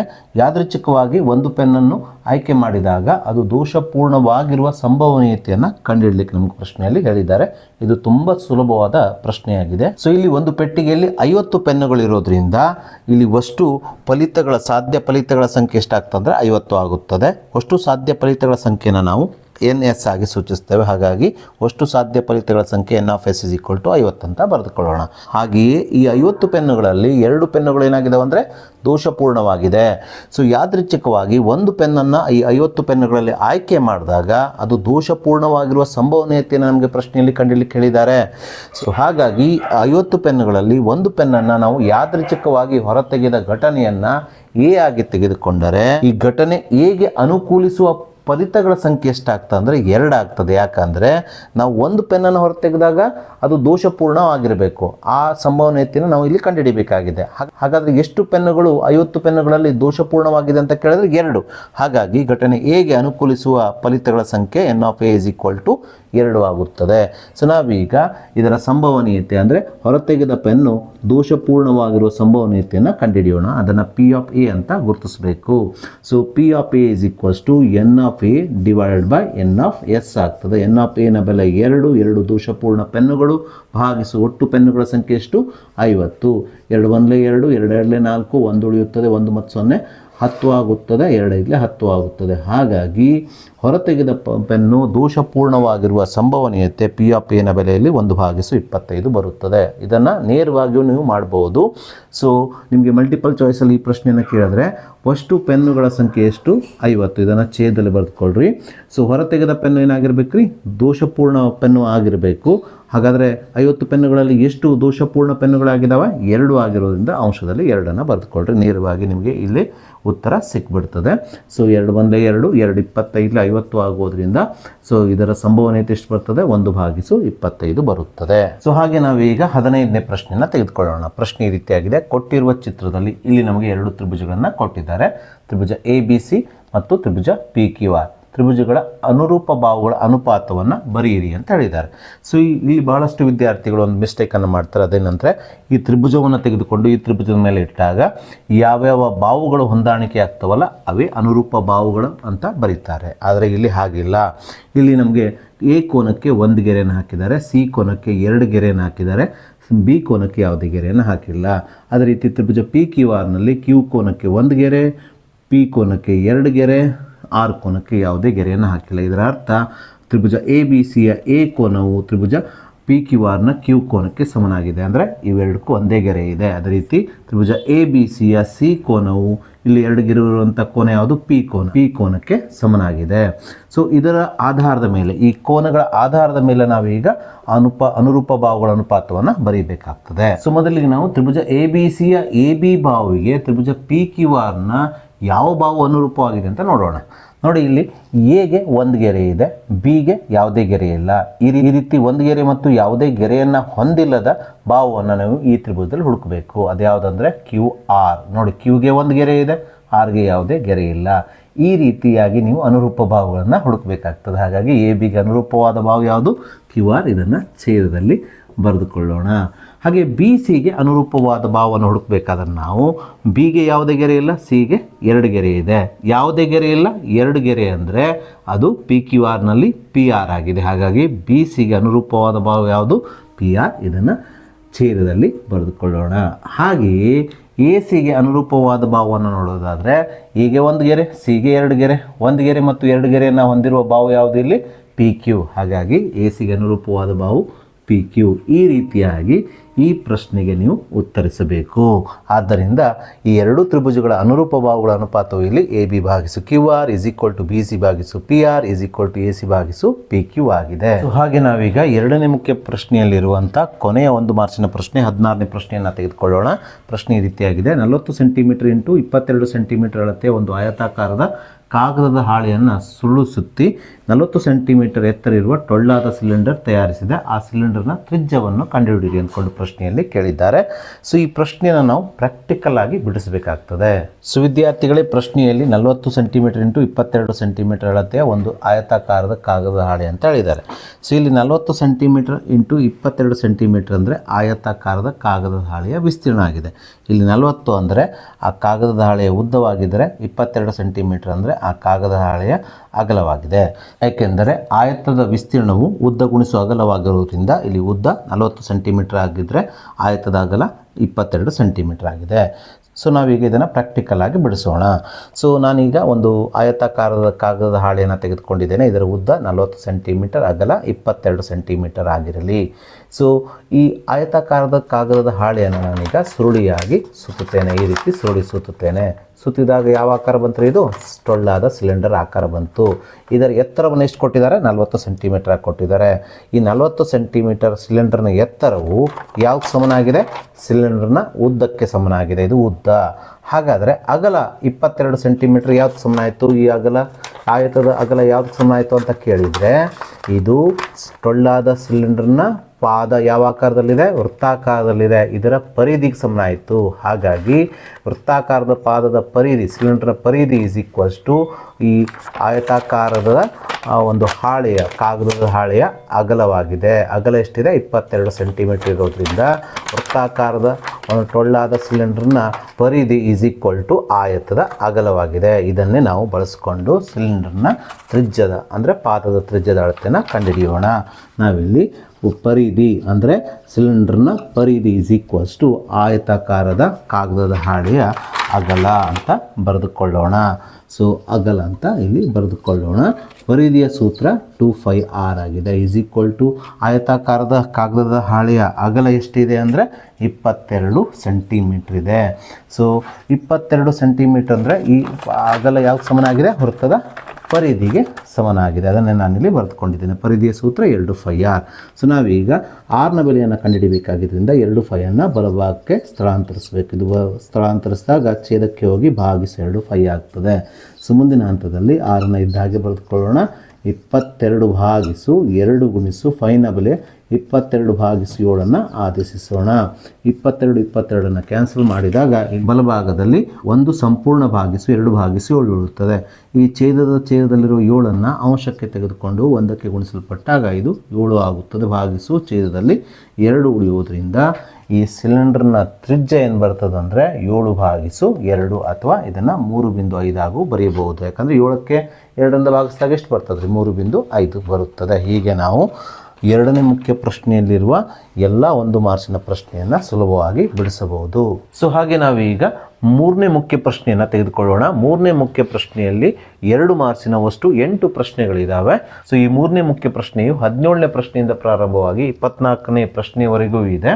ಸೊ ಮೊದಲಿಗೆ ನಾವು ಮೂರನೇ ಮುಖ್ಯ ಪ್ರಶ್ನೆಯಲ್ಲಿರುವ 2 ಮಾರ್ಕ್ಸಿನ ಮೊದಲನೇ ಪ್ರಶ್ನೆ 17ನೇ ಪ್ರಶ್ನೆಯನ್ನು ತೆಗೆದುಕೊಳ್ಳೋಣ. ಪ್ರಶ್ನೆ ಈ ರೀತಿಯಾಗಿದೆ. 5 + ವರ್ಗಮೂಲ 3 ಒಂದು ಅಭಾಗಲಬ್ಧ ಸಂಖ್ಯೆ ಎಂದು ಸಾಧಿಸಿ ಅಂತ ಪ್ರಶ್ನೆಯಲ್ಲಿ ಹೇಳಿದ್ದಾರೆ. ಸೊ ಈ ರೀತಿ ಒಂದು ಸಂಖ್ಯೆಯನ್ನು ನೀಡಿ ಆ ಸಂಖ್ಯೆಯನ್ನು ಒಂದು ಅಭಾಗಲಬ್ಧ ಸಂಖ್ಯೆ ಎಂದು ಸಾಧಿಸಿ ಅಂತ ಹೇಳುವಂಥ ಪ್ರಶ್ನೆಗಳು ಈ ವರ್ಷದ ವಾರ್ಷಿಕ ಪರೀಕ್ಷಾ ದೃಷ್ಟಿಯಿಂದ ತುಂಬ ಮಹತ್ವಪೂರ್ಣವಾದ ಪ್ರಶ್ನೆ. ಯಾಕಂದರೆ ಈ ರೀತಿ ಪ್ರಶ್ನೆಗಳು ವಾರ್ಷಿಕ ಪರೀಕ್ಷೆಯಲ್ಲಿ ಬಂದೇ ಬರುತ್ತವೆ. ಹಾಗಾಗಿ ಈ ರೀತಿಯ ಪ್ರಶ್ನೆಯನ್ನು ಪ್ರತಿಯೊಬ್ಬ ವಿದ್ಯಾರ್ಥಿಯು ಪ್ರಾಕ್ಟೀಸ್ ಮಾಡಿಕೊಳ್ಳಲೇಬೇಕು. ಸೊ ವಿದ್ಯಾರ್ಥಿಗಳೇ, ನಿಮಗೆ ವರ್ಗಮೂಲ ಚಿಹ್ನೆಯನ್ನು ಹೊಂದಿರುವ ಸಂಖ್ಯೆ ಹಾಗೆ ವರ್ಗಮೂಲ ಚಿಹ್ನೆಯನ್ನು ಹೊಂದಿಲ್ಲದ ಸಂಖ್ಯೆಯನ್ನು ನೀಡಿ ಅದನ್ನು ಒಂದು ಅಭಾಗಲಬ್ಧ ಸಂಖ್ಯೆ ಎಂದು ಸಾಧಿಸಿ ಅಂತ ಕೇಳಿದಾಗ ಇದನ್ನು ಅತ್ಯಂತ ಸುಲಭವಾಗಿ ನೀವು ಸಾಧಿಸಬಹುದು. ಈ ರೀತಿಯ ಎಲ್ಲ ಪ್ರಶ್ನೆಗಳಿಗೂ ಅಂದರೆ ಇಲ್ಲೊಂದು ಸಂಖ್ಯೆಯನ್ನು ನೀಡಿ ಒಂದು ಅಭಾಗಲಬ್ಧ ಸಂಖ್ಯೆಯಿಂದ ಸಾಧಿಸಿ ಅಂತ ಹೇಳುವಂಥ ಎಲ್ಲ ಪ್ರಶ್ನೆಗಳಿಗೂ ಈ ಹಂತಗಳೇನಿದಾವಲ್ಲ ಕಾಮನ್ ಆಗಿರ್ತವೆ, ಅಂದರೆ ಸಾಮಾನ್ಯವಾಗಿರುತ್ತವೆ. ಇಲ್ಲಿ ಯಾವುದೂ ಬದಲಾವಣೆ ಇರೋದಿಲ್ಲ. ಹಾಗಾದರೆ ಬದಲಾವಣೆ ಎಲ್ಲಿ ಇರ್ತದೆ ಅಂದರೆ ಈ ಬಿಟ್ಟಂಥ ಸ್ಥಳದಲ್ಲಿ ಮಾತ್ರ. ಈ ಬಿಟ್ಟ ಸ್ಥಳದಲ್ಲಿ ಮಾತ್ರ ನೀವು ತುಂಬಿದ್ರೆ ಸಾಕು. ಉಳಿದದ್ದನ್ನು ನೀವು ಬೈಪಾಟ್ ಹಾಕಿ ಇಟ್ಕೊಳ್ಬೇಕು. ಹಾಗಾದರೆ ಬಿಟ್ಟ ಸ್ಥಳದಲ್ಲಿ ಏನು ತುಂಬಬೇಕು ಎಂಬುದನ್ನು ನೋಡೋಣ. ಮೊದಲನೇ ಹಂತದಲ್ಲಿ ಡ್ಯಾಶ್ ಒಂದು ಭಾಗಲಬ್ಧ ಸಂಖ್ಯೆ ಆಗಿರಲಿ. ಈ ಸೆಂಟೆನ್ಸ್ ಏನಿದೆಯಲ್ಲ ಈ ರೀತಿಯ ಪ್ರಶ್ನೆಗಳಿಗೆ ಎಲ್ಲದಕ್ಕೂ ಕಾಮನ್ ಆಗಿರ್ತದೆ. ಎಲ್ಲದಕ್ಕೂ ಇದೇ ಹಂತವನ್ನು ನೀವು ಬರಿಬೇಕಾಗ್ತದೆ. ಈ ಬಿಟ್ಟ ಸ್ಥಳದಲ್ಲಿ ಇಲ್ಲಿ 5 + ವರ್ಗಮೂಲ 3 ಅಂತ ಕೊಟ್ಟಿರೋದ್ರಿಂದ ಇದನ್ನೇ ಇಲ್ಲಿ ಬರಿಬೇಕು. ಸಪೋಸ್ ನಿಮಗೆ 2 + ವರ್ಗಮೂಲ 5 ಅಂತ ಕೊಟ್ಟರೆ ಅದನ್ನೇ ಇಲ್ಲಿ ಬರಿಬೇಕಾಗ್ತದೆ. ಅಷ್ಟೇ ವ್ಯತ್ಯಾಸ, ಮತ್ತೇನಿಲ್ಲ.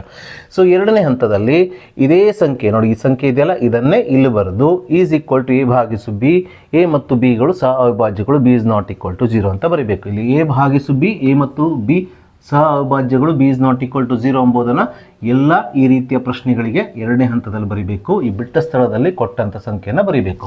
ಸೊ ಮೂರನೇ ಹಂತದಲ್ಲಿ ಏನು ಮಾಡಬೇಕಂದ್ರೆ ವರ್ಗಮೂಲ ಚಿಹ್ನೆಯನ್ನು ಹೊಂದಿರುವ ಸಂಖ್ಯೆಯನ್ನು ಇಲ್ಲಿ ಬರಿಬೇಕು. ವರ್ಗಮೂಲ ಚಿಹ್ನೆಯನ್ನು ಹೊಂದಿಲ್ಲದ ಸಂಖ್ಯೆಯನ್ನು ಈ ಭಾಗಕ್ಕೆ ಸ್ಥಳಾಂತರಿಸಬೇಕು.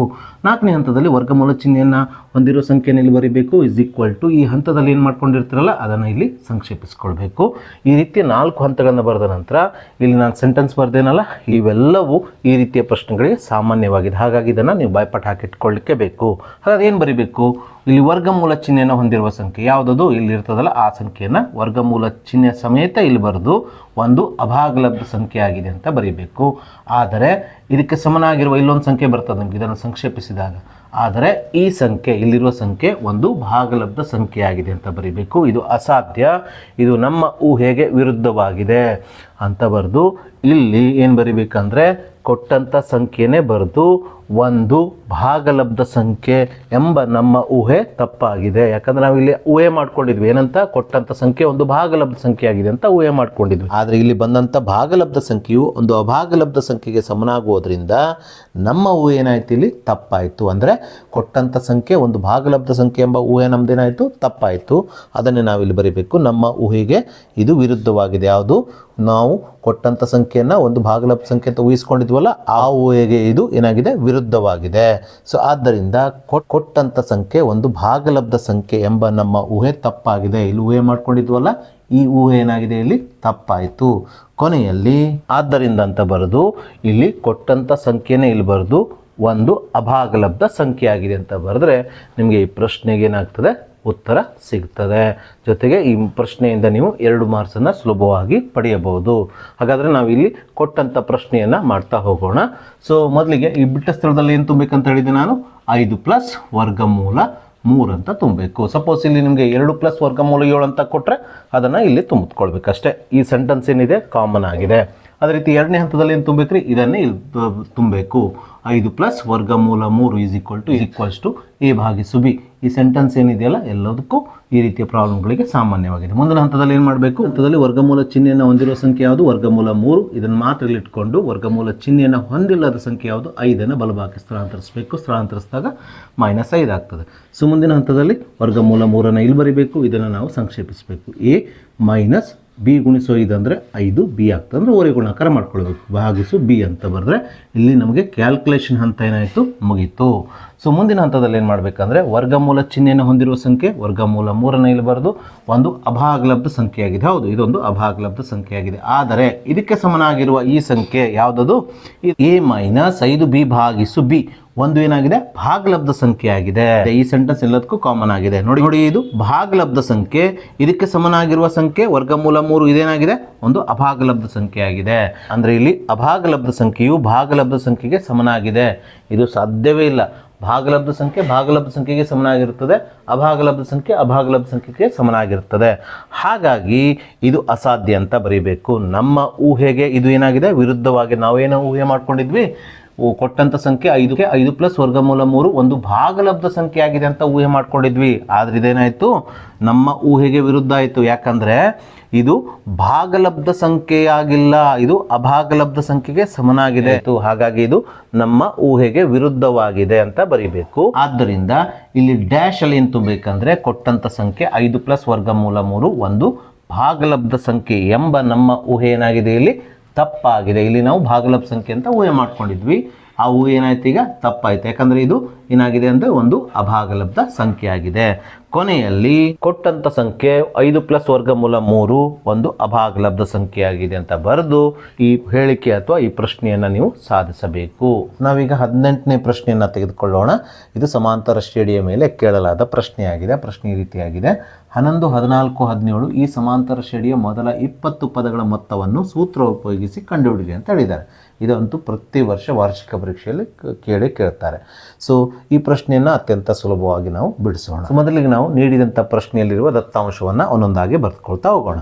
ಸೊ ನೀಡಿದಂಥ ಶ್ರೇಣಿಯ ಮೊದಲನೇ ಪದ 11 ಆಗಿರೋದ್ರಿಂದ ಇಲ್ಲಿ ಮೊದಲನೇ ಪದ a 11 ಅಂತ ಬರೆದುಕೊಳ್ಳೋಣ. ಹಾಗೆ ಸಾಮಾನ್ಯ ವ್ಯತ್ಯಾಸ d ನ ಬೆಲೆಯಲ್ಲಿ 3 ಆಗುತ್ತದೆ. ಯಾಕಂದರೆ ಇಲ್ಲಿ ಎರಡನೇ ಪದವು ಮೊದಲನೇ ಪದ 11ಕ್ಕಿಂತ 3 ಹೆಚ್ಚಾಗಿದೆ.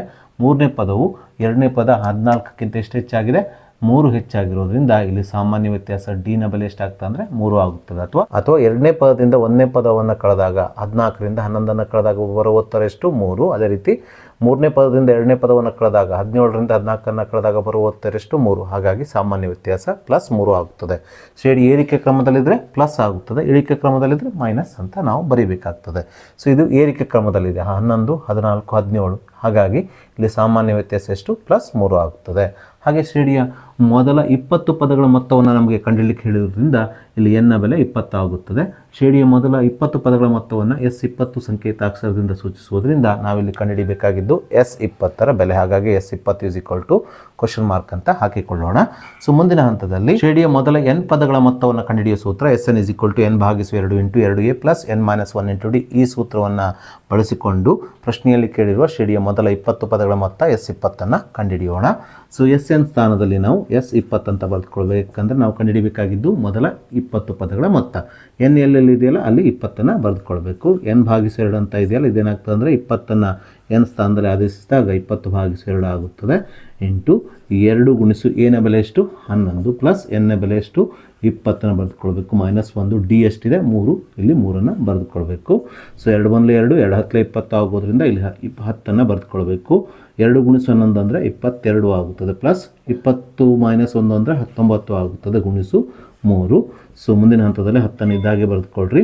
22 ಪ್ಲಸ್ 19 ಮೂಲ ಎಷ್ಟಾಗ್ತದೆ, 57 ಆಗುತ್ತದೆ. ಸೊ 10 ಇದ್ದಾಗೆ ಬರೆದುಕೊಳ್ರಿ. 22 ಪ್ಲಸ್ 57 ಅಂದರೆ 79 ಆಗುತ್ತದೆ. 10 ಗುಣಿಸು 79 ಅಂದರೆ 790 ಆಗೋದ್ರಿಂದ ಪ್ರಶ್ನೆಯಲ್ಲಿ ಕೇಳಿರುವ ಶ್ರೇಣಿಯ ಮೊದಲ 20 ಪದಗಳ ಮೊತ್ತವು ಇಲ್ಲಿ 790 ಆಗುತ್ತದೆ. ಸೊ ನಾವೀಗ 18ನೇ ಪ್ರಶ್ನೆಗೆ ಅಥವಾ ರೂಪದಲ್ಲಿ ಕೊಟ್ಟಿರುವ ಪ್ರಶ್ನೆಯನ್ನು ತೆಗೆದುಕೊಳ್ಳೋಣ. ಈ ಪ್ರಶ್ನೆಯನ್ನು ಸಹ ಸಮಾಂತರ ಶ್ರೇಣಿಯ ಮೇಲೆ ಕೊಡಲಾಗಿದೆ. ಪ್ರಶ್ನೆ ಈ ರೀತಿಯಾಗಿದೆ: 100, 96, 92 ... 12 ಈ ಸಮಾಂತರ ಶ್ರೇಣಿಯ ಪದಗಳ ಸಂಖ್ಯೆಯನ್ನು ಸೂತ್ರ ಉಪಯೋಗಿಸಿ ಕಂಡುಹಿಡಿಯಿರಿ ಅಂದ್ಕೊಂಡು ಪ್ರಶ್ನೆಯಲ್ಲಿ ಕೇಳಿದ್ದಾರೆ. ಸೊ ಮೊದಲಿಗೆ ನಾವು ಪ್ರಶ್ನೆಯಲ್ಲಿ ನೀಡಿರುವ ದತ್ತಾಂಶವನ್ನು ಒಂದೊಂದಾಗಿ ಬರೆದುಕೊಳ್ತಾ ಹೋಗೋಣ. ಪ್ರಶ್ನೆಯಲ್ಲಿ ನೀಡಿರುವ ಶ್ರೇಣಿಯ ಮೊದಲನೇ ಪದ 100 ಆಗಿರೋದ್ರಿಂದ ನಾವು ಇಲ್ಲಿ ಶ್ರೇಣಿಯ ಮೊದಲನೇ ಪದ a = 100 ಅಂತ ಬರೆದುಕೊಳ್ಳೋಣ. ಹಾಗೆ ಶ್ರೇಣಿಯನ್ನು ನೀವು ಗಮನಿಸಿದಾಗ ಶ್ರೇಣಿಯ ಎರಡನೇ ಪದ 96, ಮೂರನೇ ಪದ 100ಕ್ಕಿಂತ ಎಷ್ಟು ಕಡಿಮೆ ಆಗಿದೆ, 4 ಕಡಿಮೆ ಆಗಿದೆ. ಮೂರನೇ ಪದ 92, ಎರಡನೇ ಪದ 96ಕ್ಕಿಂತ ಎಷ್ಟು ಕಡಿಮೆ ಆಗಿದೆ, 4 ಕಡಿಮೆ ಆಗಿದೆ. ಹೀಗೆ ಶ್ರೇಣಿ ಇಳಿಕೆ ಕ್ರಮದಲ್ಲಿದೆ. ಹಾಗಾಗಿ ಶ್ರೇಣಿಯ ಸಾಮಾನ್ಯ ವ್ಯತ್ಯಾಸವು ಇಲ್ಲಿ -4 ಆಗುತ್ತದೆ. ಯಾಕಂದರೆ ಶ್ರೇಣಿ ಇಳಿಕೆ ಕ್ರಮದಲ್ಲಿದ್ದರೆ ಶ್ರೇಣಿಯ ಸಾಮಾನ್ಯ ವ್ಯತ್ಯಾಸದ ಚಿಹ್ನೆ ಮೈನಸ್ ಬರುತ್ತದೆ. ಎಷ್ಟು ಕಡಿಮೆ ಆಗಿದೆ ಇಲ್ಲಿ, ಎರಡನೇ ಪದ ಮೂರನೇ ಪದಕ್ಕಿಂತ, ಅದೇ ರೀತಿ ಮೂರನೇ ಪದ ಎರಡನೇ ಪದಕ್ಕಿಂತ 4 ಕಡಿಮೆ ಆಗಿರೋದ್ರಿಂದ ಇಲ್ಲಿ ಶ್ರೇಣಿಯ ಸಾಮಾನ್ಯ ವ್ಯತ್ಯಾಸ ಡಿನ ಬೆಲೆ -4 ಆಗುತ್ತದೆ. ಅಥವಾ ಶ್ರೇಣಿಯ ಎರಡನೇ ಪದದಿಂದ ಮೂರನೇ ಪದವನ್ನು ಕಳೆದು ಅಥವಾ ಮೂರನೇ ಪದದಿಂದ ಎರಡನೇ ಪದವನ್ನು ಕಳೆದು ಸಹ ನೀವು ಶ್ರೇಣಿಯ ಸಾಮಾನ್ಯ ವ್ಯತ್ಯಾಸವನ್ನು ಬರೀಬೋದು. ಇಲ್ಲಿ ನೇರವಾಗಿ ಇದನ್ನು ಬರೀಬೋದು. ಹಾಗೆ ನೀಡಿರುವ ಶ್ರೇಣಿಯ ಕೊನೆಯ ಪದವನ್ನು ನೀವು ಗಮನಿಸಿದಾಗ ಕೊನೆಯ ಪದದಲ್ಲಿ ಎಷ್ಟಿದೆ, 12 ಇದೆ. ಇದನ್ನು AN ಸಂಕೇತಾಕ್ಷರದಿಂದ ಸೂಚಿಸ್ತಾರೆ. ಹಾಗಾಗಿ ಶ್ರೇಣಿಯ ಕೊನೆಯ ಪದ AN ಬೆಲೆ ಎಷ್ಟಾಗಿದೆ ಅಂದರೆ 12 ಆಗಿದೆ. ಸೊ ಇಷ್ಟು ದತ್ತಾಂಶವನ್ನು ನೀಡಿ ಪ್ರಶ್ನೆಯಲ್ಲಿ ನಮಗೆ ಈ ಸಮಾಂತರ ಶ್ರೇಣಿಯಲ್ಲಿ ಎಷ್ಟು ಪದಗಳಿವೆ ಅಂದರೆ ಎನ್ನ ಬೆಲೆಯನ್ನು ಕಂಡುಹಿಡಲಿಕ್ಕೆ ನಮಗೆ ಹೇಳಿದ್ದಾರೆ. ಹಾಗಾಗಿ n = (?) ಅಂತ ಬರೆದುಕೊಳ್ಳೋಣ. ಸೊ ಮುಂದಿನ ಹಂತದಲ್ಲಿ ಶ್ರೇಣಿಯ ಎನ್ನೇ ಪದವನ್ನು ಕಂಡುಹಿಡಿಯುವ ಸೂತ್ರ AN = A + n - 1 × D. ಈ ಸೂತ್ರವನ್ನು ಬಳಸಿಕೊಂಡು ನಾವು ಶ್ರೇಣಿಯಲ್ಲಿರುವ ಕೊಟ್ಟಂಥ ಶ್ರೇಣಿಯಲ್ಲಿರುವ ಪದಗಳ ಸಂಖ್ಯೆ ಎನ್ನ ಬೆಲೆಯನ್ನು ಕಂಡುಹಿಡಿಯೋಣ. ಸೊ ಇಲ್ಲಿ AN ಅಂದರೆ 12 ಆಗಿರೋದ್ರಿಂದ AN ಸ್ಥಾನದಲ್ಲಿ 12 ಬರೆದುಕೊಳ್ಳೋಣ. A ಮೊದಲನೇ ಪದ 100 ಪ್ಲಸ್ ಪದಗಳ ಸಂಖ್ಯೆಯನ್ನು ನಾವು ಕಂಡುಹಿಡಿಯಬೇಕು. n - 1 ಇದ್ದಾಗಿ ಬರೆದುಕೊಳ್ಳೋಣ. ಇಂಟು ಡಿನ ಬೆಲೆ ಎಷ್ಟು, -4 ಇರೋದ್ರಿಂದ ಇಂಟು ಚಿಹ್ನೆಯನ್ನು ಹಾಕ್ಕೊಂಡು ಬರೆದುಕೊಳ್ಬೋದು ಅಥವಾ ಬ್ರ್ಯಾಕೆಟ್ ಒಳಗಡೆ -4 ನೀವು ಇಲ್ಲಿ ಬರೀಬೇಕಾಗ್ತದೆ.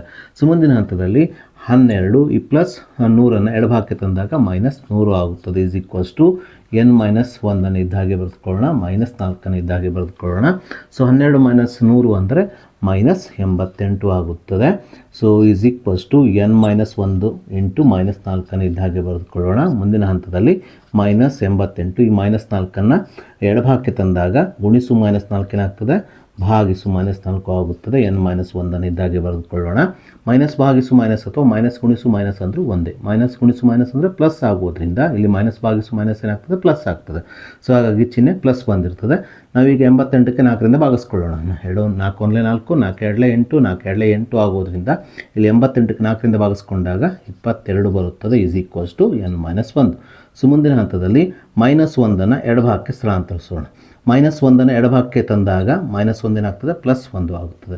n 22 + 1 23 ಆಗುವುದರಿಂದ ಇಲ್ಲಿ n ಬೆಲೆ ಎಷ್ಟಾಗ್ತದೆ ಅಂದರೆ 23 ಆಗುತ್ತದೆ. ಆದ್ದರಿಂದ ಕೊಟ್ಟಂಥ ಶ್ರೇಣಿಯಲ್ಲಿರುವ ಪದಗಳ ಸಂಖ್ಯೆ n ಬೆಲೆ ಎಷ್ಟಾಗ್ತದೆ ಅಂದರೆ ಇಲ್ಲಿ 23 ಆಗುತ್ತದೆ. ಸೊ ಹಾಗೆ ನಾವೀಗ ದೂರದ ಸೂತ್ರದ ಮೇಲೆ ನೀಡಿರುವಂಥ 2 ಮಾರ್ಕ್ಸಿನ ಪ್ರಶ್ನೆ 19ನೇ ಪ್ರಶ್ನೆಯನ್ನು ತೆಗೆದುಕೊಳ್ಳೋಣ. ಪ್ರಶ್ನೆ ಈ ರೀತಿಯಾಗಿದೆ. P 5,6 ಮತ್ತು Q 1,3 ಬಿಂದುಗಳ ನಡುವಿನ ದೂರವನ್ನು ದೂರ ಸೂತ್ರ ಉಪಯೋಗಿಸಿ ಕಂಡುಹಿಡಿಯಿರಿ ಅಂತ ಪ್ರಶ್ನೆಯಲ್ಲಿ ಕೇಳಿದ್ದಾರೆ. ಸೊ ಪ್ರಶ್ನೆಯಲ್ಲಿ ಕೊಟ್ಟಿರುವ ಈ ಬಿಂದುಗಳ ನಡುವಿನ ದೂರವನ್ನು ನಾವು ದೂರದ ಸೂತ್ರವನ್ನು ಉಪಯೋಗಿಸಿ ಕಂಡುಹಿಡಿಯಬೇಕು. ಅದಕ್ಕಿಂತ ಪೂರ್ವದಲ್ಲಿ ನಾವು P ಬಿಂದುವಿನ ನಿರ್ದೇಶಾಂಕಗಳನ್ನು x1, y1 ಆಗಿ, ಅದೇ ರೀತಿ Q ಬಿಂದುವಿನ ನಿರ್ದೇಶಾಂಕಗಳನ್ನು x2, y2 ಆಗಿ ಬರೆದುಕೊಳ್ಬೇಕು. ಅಂದರೆ ಇಲ್ಲಿ x1 ಅಂದರೆ 5, y1 ಅಂದರೆ 6, x2 ಅಂದರೆ 1, y2 ಅಂದರೆ 3 ಆಗಿ ತೆಗೆದುಕೊಳ್ಬೇಕು. ತದನಂತರ 2 ಬಿಂದುವಿನ ನಿರ್ದೇಶಾಂಕಗಳನ್ನು ಕೊಟ್ಕೊಂಡು ಆ ಬಿಂದುಗಳ ನಡುವಿನ ದೂರವನ್ನು ಕಂಡುಹಿಡಲಿಕ್ಕೆ ಹೇಳಿದಾಗ ಆ ಬಿಂದುಗಳ ನಡುವಿನ ದೂರವನ್ನು ಕಂಡುಹಿಡಿಯುವ ಸೂತ್ರ ದೂರದ ಸೂತ್ರವನ್ನು ಬಳಸಿಕೊಂಡು ನಾವೀಗ ಈ ಬಿಂದುಗಳ ನಡುವಿನ ದೂರವನ್ನು ಕಂಡುಹಿಡಿಯೋಣ. ಆ ಸೂತ್ರವೆಂದರೆ PQ. ಈ PQನ ನಾವು D ಆಗಿ ಬರೆದುಕೊಳ್ಬೋದು. D = ವರ್ಗಮೂಲ x2 - x1 ಸಂಪೂರ್ಣ ವರ್ಗ ಪ್ಲಸ್ y2 - y1 ಸಂಪೂರ್ಣ ವರ್ಗ. ಈ ಸೂತ್ರವನ್ನು ಬರೆದುಕೊಳ್ಳೋಣ. ಸೊ ಮುಂದಿನ ಹಂತದಲ್ಲಿ x1, y1, x2, y2 ಬೆಲೆಗಳನ್ನು ಈ ಸೂತ್ರದಲ್ಲಿ ಆದೇಶಿಸೋಣ. x2ನ ಬೆಲೆ 1 ಆಗಿರೋದ್ರಿಂದ 1 ಬರೆದುಕೊಳ್ಳೋಣ, ಮೈನಸ್ x1ನ ಬೆಲೆ 5 ಆಗಿರೋದ್ರಿಂದ x1ನ ಸ್ಥಾನದಲ್ಲಿ 5 ಬರೆದುಕೊಳ್ಳೋಣ, ಸಂಪೂರ್ಣ ವರ್ಗ ಪ್ಲಸ್ y2ನ ಬೆಲೆ 3 ಮೈನಸ್ y1ನ ಬೆಲೆ 6 ಆಗಿರೋದ್ರಿಂದ y1ನ ಸ್ಥಾನದಲ್ಲಿ 6 ಬರೆದುಕೊಳ್ಳೋಣ, ಸಂಪೂರ್ಣ ವರ್ಗವನ್ನು ಇದ್ದಾಗೆ ಬರೆದುಕೊಳ್ಳೋಣ. ಸೊ ಮುಂದಿನ ಹಂತದಲ್ಲಿ ವರ್ಗಮೂಲ ಚಿಹ್ನೆಯನ್ನು ಇದ್ದಾಗೆ ಹಾಕಿಕೊಳ್ಳೋಣ. 1 - 5 ಅಂದರೆ -4 ಆಗುತ್ತದೆ, -4ರ ವರ್ಗ ಪ್ಲಸ್ 3 - 6 ಅಂದರೆ -3 ಆಗುತ್ತದೆ, -3ರ ವರ್ಗ. ಸೊ ಮುಂದಿನ ಹಂತದಲ್ಲಿ ವರ್ಗಮೂಲ ಚಿಹ್ನೆಯನ್ನು ಇದ್ದಾಗೆ ಹಾಕಿಕೊಳ್ಳೋಣ. -4ರ ವರ್ಗ ಅಂದರೆ -4 × -4 ಎಷ್ಟಾಗ್ತದೆ, ಮೈನಸ್ ಇಂಟು ಮೈನಸ್ ಪ್ಲಸ್ 4 4 ಎಷ್ಟಾಗ್ತದೆ ಅಂದರೆ 16 ಆಗುತ್ತದೆ, ಪ್ಲಸ್ -3ರ ವರ್ಗ ಅಂದರೆ -3 × -3 -3 -3 ಅಂದರೆ ಮೈನಸ್ ಇಂಟು ಮೈನಸ್ ಪ್ಲಸ್ 3 3 ಎಷ್ಟಾಗ್ತದೆ, 9 ಆಗುತ್ತದೆ. 16 + 9 ಅಂದರೆ 25 ಆಗುತ್ತದೆ. 25ರ ವರ್ಗಮೂಲ 5 ಆಗುವುದರಿಂದ ಪ್ರಶ್ನೆಯಲ್ಲಿ ಕೊಟ್ಟಿರುವಂಥ ಅಂದರೆ ಕಂಡುಹಿಡಲಿಕ್ಕೆ ಹೇಳಿರುವಂಥ P ಮತ್ತು Q ಬಿಂದುಗಳ ನಡುವಿನ ದೂರ PQನ ಬೆಲೆ ಎಷ್ಟಾಗ್ತದೆ ಅಂದರೆ ಇಲ್ಲಿ 5 ಮಾನಗಳು ಆಗುತ್ತದೆ. ಸೊ ನಾವೀಗ 19ನೇ ಪ್ರಶ್ನೆಯನ್ನು ತೆಗೆದುಕೊಳ್ಳೋಣ. ಈ ಪ್ರಶ್ನೆಯು ತ್ರಿಕೋನಮಿತಿ ಪ್ರಸ್ತಾವನೆ ಈ ಅಧ್ಯಾಯದ ಮೇಲಿದೆ. ಕೊಟ್ಟಿರುವ ಚಿತ್ರದಲ್ಲಿ ಇಲ್ಲಿ ನಮಗೊಂದು ಲಂಬಕೋನ ತ್ರಿಭುಜ ABC ಕೊಟ್ಟಿದ್ದಾರೆ. sin C + cos A ಬೆಲೆಯನ್ನು ಕಂಡುಹಿಡಲಿಕ್ಕೆ ಹೇಳಿದ್ದಾರೆ. ಈ ಲಂಬಕೋನ ತ್ರಿಭುಜದಲ್ಲಿ ಎ ಬಿ ಅಳತೆಯನ್ನು 1 ಆಗಿ ಬಿ ಸಿ ಅಳತೆಯನ್ನು ವರ್ಗಮೂಲ 3 ಆಗಿ ನೀಡಿದ್ದಾರೆ. ಸೊ ಇಲ್ಲಿ ನಾವು ಸೈನ್ ಸಿ ಮತ್ತು ಕಾಸ್ ಎ ಬೆಲೆಗಳನ್ನು ಪ್ರತ್ಯೇಕವಾಗಿ ಮೊದಲಿಗೆ ಕಂಡುಹಿಡ್ಕೊಳ್ಬೇಕು. ಸೈನ್ ಸಿ ಮತ್ತು ಕಾಸ್ ಎ ಬೆಲೆಗಳನ್ನು ಕಂಡುಹಿಡಬೇಕಾದ್ರೆ ಈ ಲಂಬಕೋನ ತ್ರಿಭುಜದ ವಿಕರ್ಣ ಎ ಸಿ ಅಳತೆ ನಮಗೆ ತಿಳಿದಿರಬೇಕು. ವಿಕರ್ಣ ಅಂದರೆ ಲಂಬಕೋನ ತ್ರಿಭುಜದ ಅತ್ಯಂತ ಉದ್ದವಾದ ಬಾಹು ಅಥವಾ ಲಂಬಕೋನ ಎಲ್ಲಿ ಉಂಟಾಗಿದೆಯಲ್ಲ ಅದರ ಎದುರಿನ ಬಾಹು ಅಂದರೆ ಇಲ್ಲಿ ಎ ಸಿ ಆಗಿದೆ. ಈ ವಿಕರ್ಣ ಎ ಸಿ ಅಳತೆಯನ್ನು ನಾವು ಈಗ ಪೈಥಾಗೋರಸ್ನ ಪ್ರಮೇಯದ ಸಹಾಯದಿಂದ ಕಂಡುಹಿಡಿಯೋಣ. ಯಾವುದೇ ಒಂದು ಲಂಬಕೋನ ತ್ರಿಭುಜದಲ್ಲಿ ಎರಡು ಬಾಹುಗಳ ಅಳತೆಗಳನ್ನು ನೀಡಿ ಮೂರನೇ ಬಾವಿನ ಅಳತೆಯನ್ನು ಕಂಡುಹಿಡಲಿಕ್ಕೆ ಹೇಳಿದರೆ ನಾವು ಪೈಥಾಗೋರಸ್ನ ಪ್ರಮೇಯವನ್ನು ಬಳಸಿಕೊಂಡು ಆ ಮೂರನೇ ಬಾವಿನ ಅಳತೆಯನ್ನು ಸುಲಭವಾಗಿ ಕಂಡುಹಿಡಿಯಬಹುದು. ಪೈಥಾಗೋರಸ್ನ ಪ್ರಮೇಯ ಏನು ಹೇಳ್ತದೆ ಅಂದರೆ ಯಾವುದೇ ಒಂದು ಲಂಬಕೋನ ತ್ರಿಭುಜದಲ್ಲಿ ವಿಕರ್ಣದ ಮೇಲಿನ ವರ್ಗವು ಉಳಿದೆರಡು ಬಾಹುಗಳ ಮೇಲಿನ ವರ್ಗಗಳ ಮೊತ್ತಕ್ಕೆ ಸಮ ಅಂತ ಹೇಳ್ತದೆ. ಅದನ್ನೇ ನಾವಿಲ್ಲಿ ಬರೆದುಕೊಳ್ಳೋಣ. ಇಲ್ಲಿ ವಿಕರ್ಣ ಯಾವುದು ಎ ಸಿ ದ ವರ್ಗವು ಉಳಿದೆರಡು ಬಾಹುಗಳಂದರೆ ಯಾವುದು ಎ ಬಿ ಮತ್ತು ಬಿ ಸಿ ಇವುಗಳ ವರ್ಗ ಅಂದರೆ ಎ ಬಿ ದ ವರ್ಗ ಮತ್ತು ಬಿ ಸಿಗಳ ವರ್ಗಗಳ ಮೊತ್ತ ಅಂದರೆ ಇವುಗಳನ್ನು ಕೂಡಿಸಿದಾಗ ಏನು ಬರ್ತಲ್ಲ ಮೊತ್ತ, ಅದಕ್ಕೆ ಈ ವಿಕರ್ಣದ ವರ್ಗ ಅಂದರೆ ಎ ಸಿ ದ ವರ್ಗ ಸಮನಾಗ್ತದೆ ಅಂತ ಹೇಳ್ತದೆ. ಅದನ್ನೇ ನಾವು ಇಲ್ಲಿ ಬರೆದುಕೊಂಡಾಗ ಎ ಸಿ ದ ವರ್ಗ is equal to A B ದ ವರ್ಗ ಪ್ಲಸ್ ಬಿ ಸಿ ದ ವರ್ಗ ಆಗ್ತದೆ. ನಾವೀಗ ಈ ಸೂತ್ರದಲ್ಲಿ ಎ ಬಿ ಮತ್ತು ಬಿ ಸಿ ಬೆಲೆಗಳನ್ನು ಆದೇಶಿಸಿ ಎ ಸಿ ಅಂದರೆ ವಿಕರ್ಣ ಎ ಸಿ ಅಳತೆಯನ್ನು ಕಂಡುಹಿಡಿಯೋಣ. ಈ ವಿಕರ್ಣ ಎ ಸಿ ಅಳತೆ ಯಾಕೆ ಬೇಕಂದ್ರೆ ನಮಗೆ ಸೈನ್ ಸಿ ಮತ್ತು ಕಾಸ್ ಎನ ಅಳತೆಯನ್ನು ಕಂಡುಹಿಡಲಿಕ್ಕೆ. ಎ ಬಿ ಎಷ್ಟಿದೆ? 1 ಇದೆ. 1 ಆದೇಶಿಸಿದಾಗ ಇದು 1ರ ವರ್ಗ ಆಗ್ತದೆ. ಬಿ ಸಿ ಅಳತೆ ವರ್ಗಮೂಲ 3 ಇದೆ. ವರ್ಗಮೂಲ 3 ಆದೇಶಿಸಿದಾಗ ಇದು ವರ್ಗಮೂಲ 3ರ ವರ್ಗ ಆಗ್ತದೆ. 1ರ ವರ್ಗ ಅಂದರೆ 1 ಗುಣಿಸು 1 ಪ್ಲಸ್ ವರ್ಗಮೂಲ 3ರ ವರ್ಗ ಅಂದರೆ ಇಲ್ಲಿ ವರ್ಗ ಮತ್ತು ವರ್ಗಮೂಲ ಚಿಹ್ನೆ ಕ್ಯಾನ್ಸಲ್ ಆಗಿ 3 ಉಳಿಯುತ್ತದೆ. 1 ಪ್ಲಸ್ 3 ಅಂದರೆ 4. ಎ ಸಿ ದ ವರ್ಗ 4 ಆದರೆ ಎ ಸಿಯ ಬೆಲೆ ಇದರ ವರ್ಗಮೂಲ 4ರ ವರ್ಗಮೂಲ ಎಷ್ಟಾಗ್ತದೆ ರೀ? 2 ಆಗ್ತದೆ. ಹಾಗಾಗಿ ಎ ಸಿ ಅಳತೆಯಲ್ಲಿ 2 ಆಯಿತು. ಹೀಗೆ ನಾವು ಎ ಸಿ ಅಳತೆಯನ್ನು ಕಂಡುಹಿಡಿದ ನಂತರ ನಾವೀಗ ಸೈನ್ ಸಿ ಮತ್ತು ಕಾಸ್ ಎ ಅನುಪಾತಗಳ ಬೆಲೆಗಳನ್ನು ಕಂಡುಹಿಡಿಯೋಣ. ಸೈನ್ ಸಿ ಬೆಲೆಯನ್ನು ಕಂಡುಹಿಡಿಯೋದಕ್ಕಿಂತ ಪೂರ್ವದಲ್ಲಿ ನಾವು ಲಘುಕೋನ ಸಿಗೆ ಸಂಬಂಧಿಸಿದಂತೆ ಈ ಲಂಬಕೋನ ತ್ರಿಭುಜದ ಬಾಹುಗಳನ್ನು ಗುರುತಿಸ್ಕೊಳ್ಬೇಕು. ಲಘುಕೋನ ಸಿಗೆ ಎದುರಿರುವ ಬಾಹು ಎ ಬಿ, ಇದು ಅಭಿಮುಖ ಬಾಹು ಆಗಿದೆ. ಅದೇ ರೀತಿ ವಿಕರ್ಣ ಯಾವುದಾಗಿದೆ? ಎ ಸಿ ಆಗಿದೆ.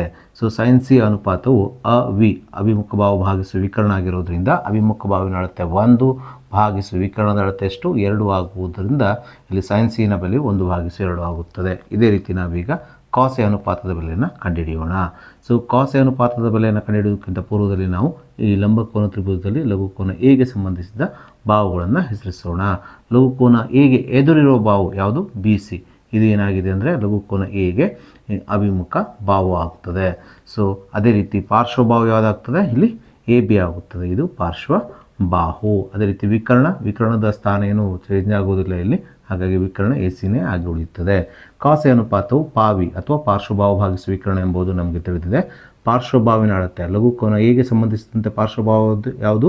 ಎ ಬಿ ಆಗಿರೋದ್ರಿಂದ ಎ ಬಿ ಅಳತೆ 1 ಆಗಿರೋದ್ರಿಂದ 1 ಬರೆದುಕೊಳ್ಳೋಣ. ಭಾಗಿಸು ವಿಕರ್ಣದ ಅಳತೆ 2. ಹಾಗಾಗಿ ಕಾಸ್ ಎ ಅನುಪಾತದ ಬೆಲೆಯಲ್ಲಿ 1/2 ಆಗುತ್ತದೆ.